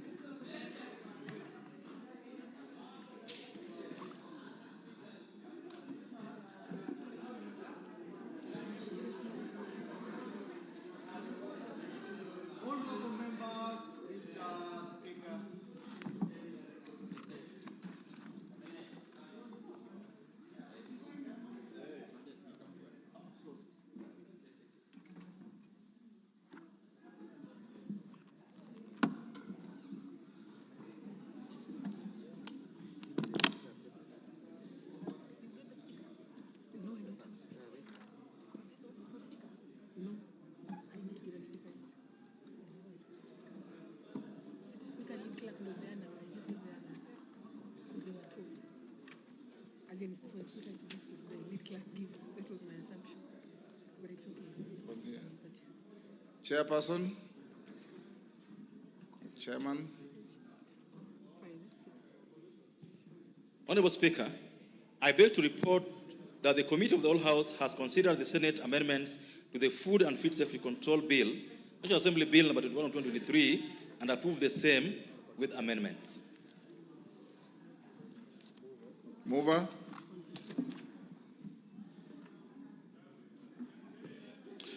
Honorable Speaker, I beg to move that the House do agree with the committee in the said report. I also request that Honorable Dr. Mutunga to second the motion for agreement with the report of the Committee of the Whole House. Thank you, Honorable Speaker. Dr. Mutunga. Honorable Speaker, I second. Honorable members on their feet, take the nearest seat.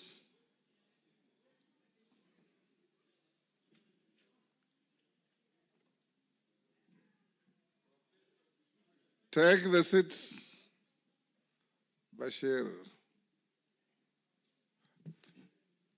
Kindiki, take the nearest seat.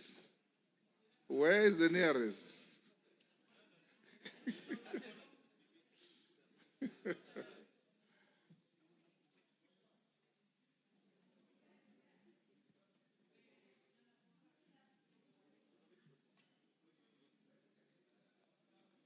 Order. Take your seat.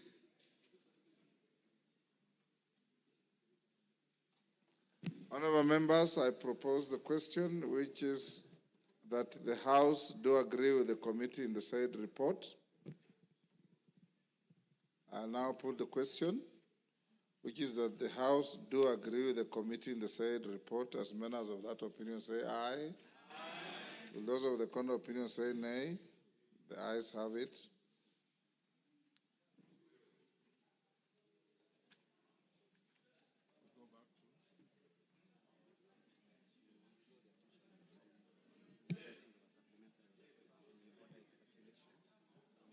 Honorable members, like I did indicate to you earlier,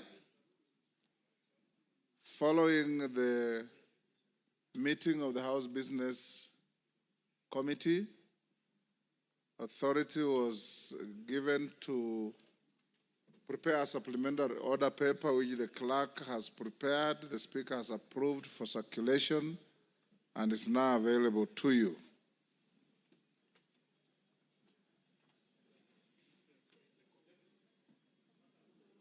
Clerk. So call it out. Okay, clerk. Order number 11, the Higher Education Loans Board Amendment Bill, National Assembly Bill number 58 of 2022, second reading.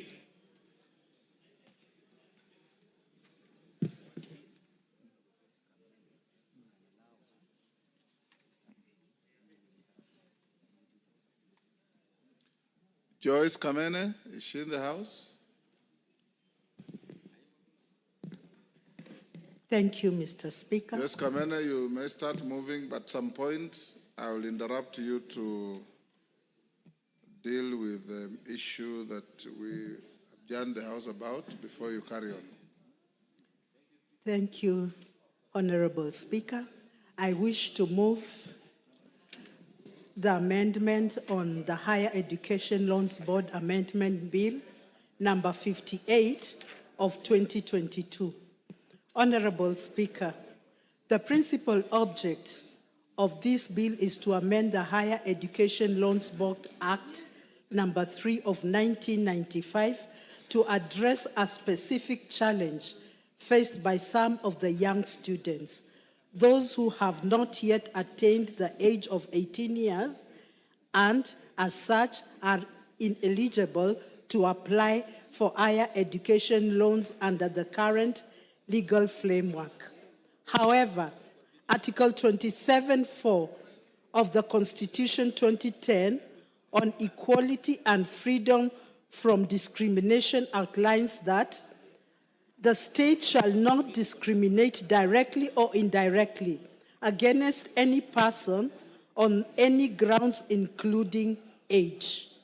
Honorable Speaker, the bill expressly provides that the Higher Education Loans Board shall not deny a loan to a student who has not attained the age of 18 years. This provision recognizes that many students complete Joyce, for the record, you should have started by saying, Mr. Speaker, sir, I beg to move, then you read your bill, be now read a second time. Then you go on with the good things you're saying. Mr. Speaker, Honorable Speaker, I wish to move I beg to move. I beg to move the bill for the second time. Read the whole bill. I beg to move that the Higher Education Loans Board Amendment Bill, National Assembly Bill number 58 of 2022, be now read a second time. I beg to move that the Higher Education Loans Board Amendment Bill of number 58 of 2022 be read for the second time. Honorable Speaker, the principal object of this bill is to amend the Higher Education Loans Board Act number 3 of 1995 to address a specific challenge faced by our young students, those who have not yet attained the age of 18 years, and as such are eligible to apply for higher education loans under the current legal framework. However, Article 27(4) of the Constitution 2010 on equality and freedom from discrimination outlines that the state shall not discriminate directly or indirectly against any person on any grounds, including age. Honorable Speaker, the bill expressly provides that the Higher Education Loans Board shall not deny a loan to a student who has not attained the age of 18 years. This provision recognizes that many students complete their secondary education early and deserve the same opportunities for financial support to their older peers. Honorable Speaker, the students under the age of 18, the bill introduces the requirement that their parents or guardians must be co-signatories to the loans agreement. This ensures that there is legal responsibility and accountability for the loan, protecting both the student and the board, while allowing access to loan for eligible students. Honorable Speaker, Article 43(1)(f) of the Constitution of Kenya on economic and social rights states that every person has a right to education. This guarantees every person the right to education. By removing age-related barriers to accessing higher education loans, the bill seeks to enhance this right, ensuring that all students, regardless to age, have an equal opportunity to access financing to their university education. Honorable Speaker, in addition, Vision 2030 aims to transform Kenyans into middle income country by enhancing access to education and ensuring an educated workforce capable for driving economic development. By removing barriers for students under 18, the bill supports Vision 2030's goal for increasing access to higher education and producing a skilled, competitive workforce. Honorable Speaker, the amendment is also crucial in allowing students who have not yet received their national identification cards to still apply for higher education loans. This removes a significant barrier for many students and ensures that every eligible student can pursue higher education regardless to their age or ID status. Honorable Speaker, this bill ensures that all students, regardless to age, have equal access to financial resources they do not need that they need to further their education. It prevents an exclusion for young, bright students who may complete their studies earlier than expected. Honorable Speaker, it is worth noting that many students are excelling in their studies and completing secondary school before the age of 18 years.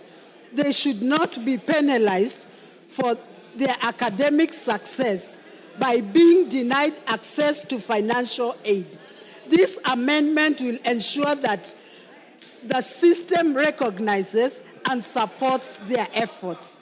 Honorable Speaker, moreover, the amendment strengthens HELB's mandate by adapting the policies to better service for changing educational landscape, ultimately enhancing the effectiveness and relevance of National Students' Loans Program. Honorable Speaker, I conclude this amendment is essential in ensuring fairness and inclusivity in our education system. It addresses a long-standing gap and ensures that every deserving student, regardless to age, has access to financial support for their education.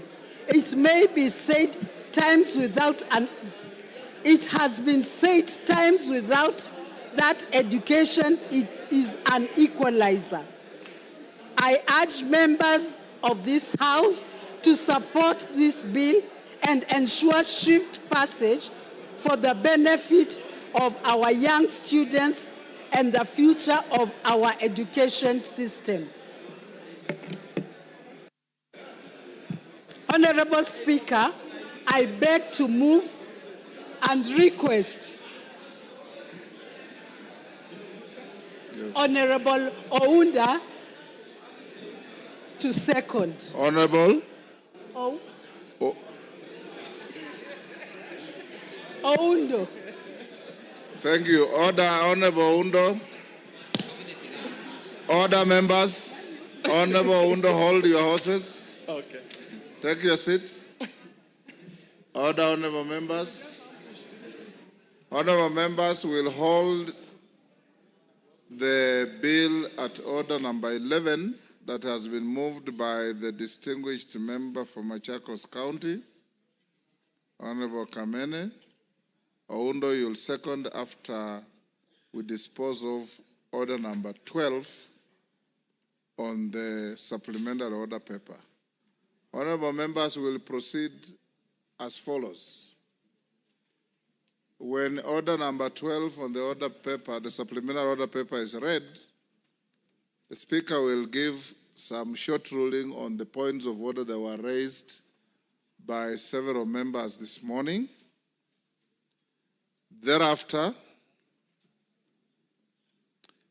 you will have the division bell rung to call you to order for the vote.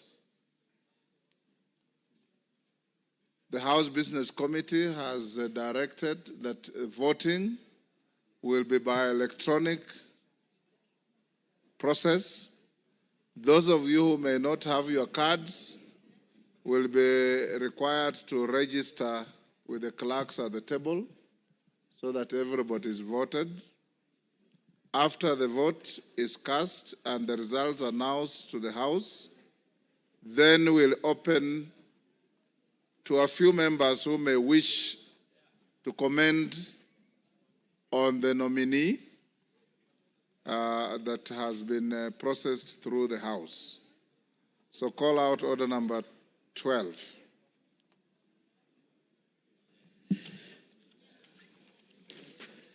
Order number 12, voting on the nomination of Professor Kithure Kindiki, EGH, to fill the vacancy in the office of the Deputy President of the Republic of Kenya.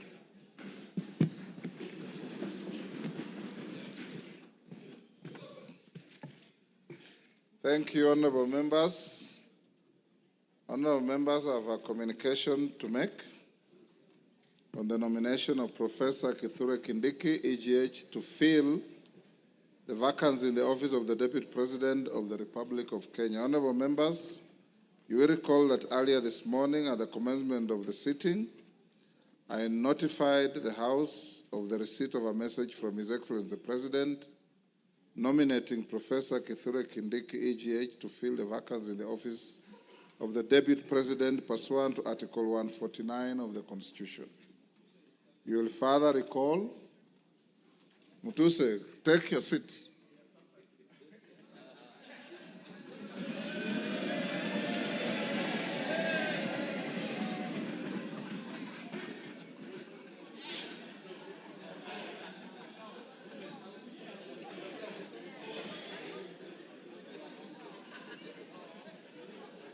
Gagusha, take a seat.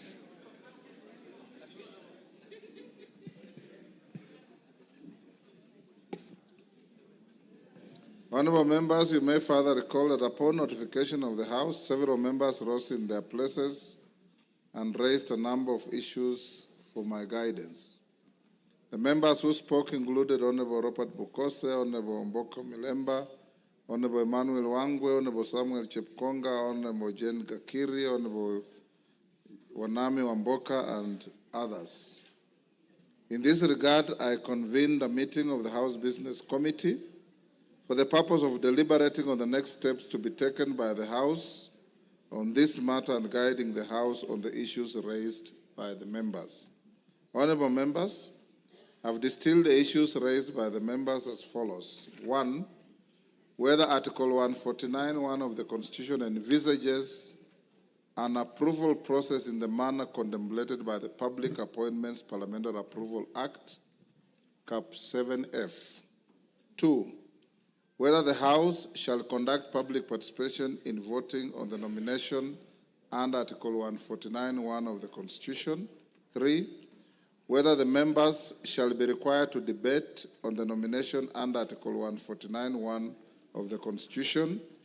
And 4, the timelines envisaged under Article 149(1) of the Constitution. And 5, the threshold for voting on the nomination under Article 149(1) of the Constitution.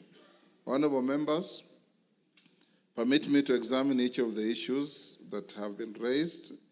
The first, on whether Article 149(1) of the Constitution envisages an approval process in the manner contemplated by the Public Appointments Parliamentary Approval Act, It's noteworthy that the Article 149(1) of the Constitution provides as follows, and I quote, "Within 14 days after vacancy in the office of the Deputy President arises, the President shall nominate a person to fill the vacancy, and the National Assembly shall vote on the nomination within 60 days after receiving it." From a reading of Article 149(1) of the Constitution, it's expressly provided that the National Assembly shall vote on the nomination within 60 days after receiving it. The drafters of the Constitution distinguish the language used in Article 149(1) of the Constitution by expressly providing that the House is required to vote and not approve the nomination.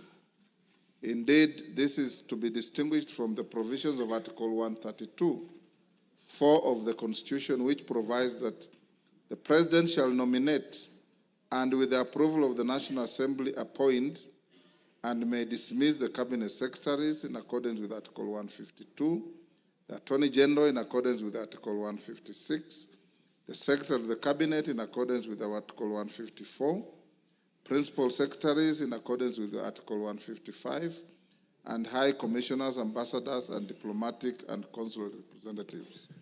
Members of the bar, take the nearest seats.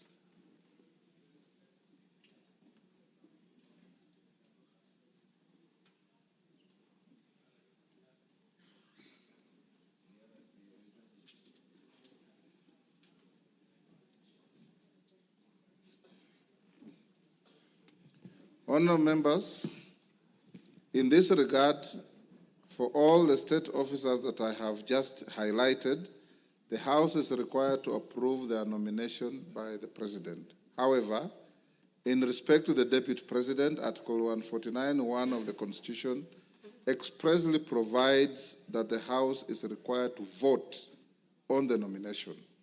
It is noteworthy that the Public Appointments Parliamentary Approval Act applies where an appointment under the Constitution or any other law requires an approval of the House.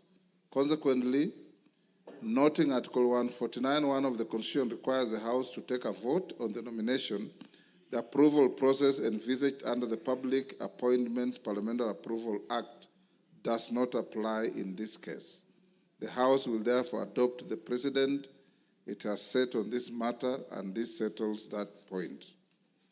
Honourable members, the second issue was whether the House shall conduct public participation in voting on the nomination under Article 149(1) of the Constitution. As stated earlier, Article 149(1) of the Constitution requires the House to take a vote on the nomination of Professor Kithure Kindiki, EGH, to fill the vacancy in the office of the Deputy President, which is essentially an election.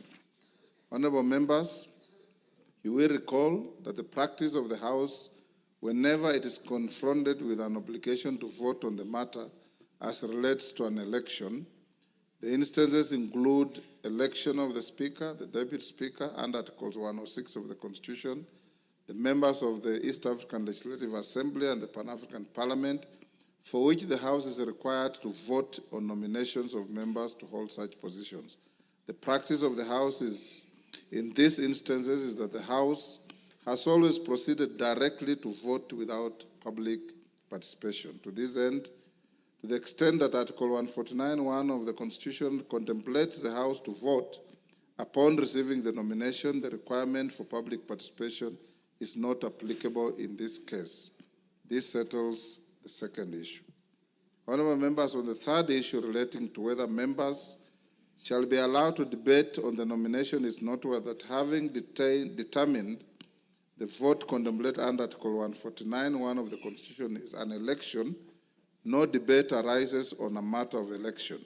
Indeed, you will recall that in the case of the election of a Speaker of this House and the members of the East African Legislative Assembly, no debate arises. This settles that third issue. The fourth issue, honourable members, is the issue on timelines envisaged under Article 149(1) of the Constitution. You'll observe that the Article 149 of the Constitution defines the period within which the President is required to nominate a person to fill the vacancy in the office of the President. office of the Deputy President, which is within 14 days after vacancy in the office of the Deputy President arises. The National Assembly is then required to vote on the nomination within 60 days after receiving it. Honorable members, from the foregoing, Article 149(1) of the Constitution defines the maximum period within which the President and the National Assembly are required to act. To this end, the President can nominate a person to fill the vacancy from the first day of the vacancy arises up to the 14th day. On its part, the National Assembly is required to vote on any day from the first day it receives a nomination up to the 60th day after receipt of the nomination.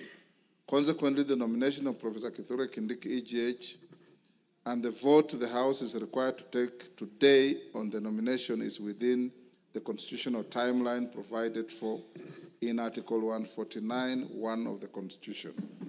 This settles that fourth issue. The fifth and final issue that was raised was guidance on the threshold for voting under Article 149 of the Constitution. It is noteworthy that Article 149(1) of the Constitution has not defined or provided for the threshold for voting for the nomination of a person to fill the vacancy of the office of the Deputy President. Article 122(1) of the Constitution provides that, except as otherwise provided in the Constitution, any question proposed for decision in either House of Parliament shall be determined by a majority of the members in that House present and voting. Consequently, the threshold for voting on the nomination of Professor Kithure Kindiki, EGH, is a majority of the members in this House present and voting, as provided for in Article 122(1) of the Constitution. That final issue is also settled. Honorable members, in summary, therefore, I wish to guide the House as follows. 1, that Article 149 of the Constitution requires the House to take a vote on the nomination of Professor Kithure Kindiki, EGH, to fill the vacancy in the office of the Deputy President.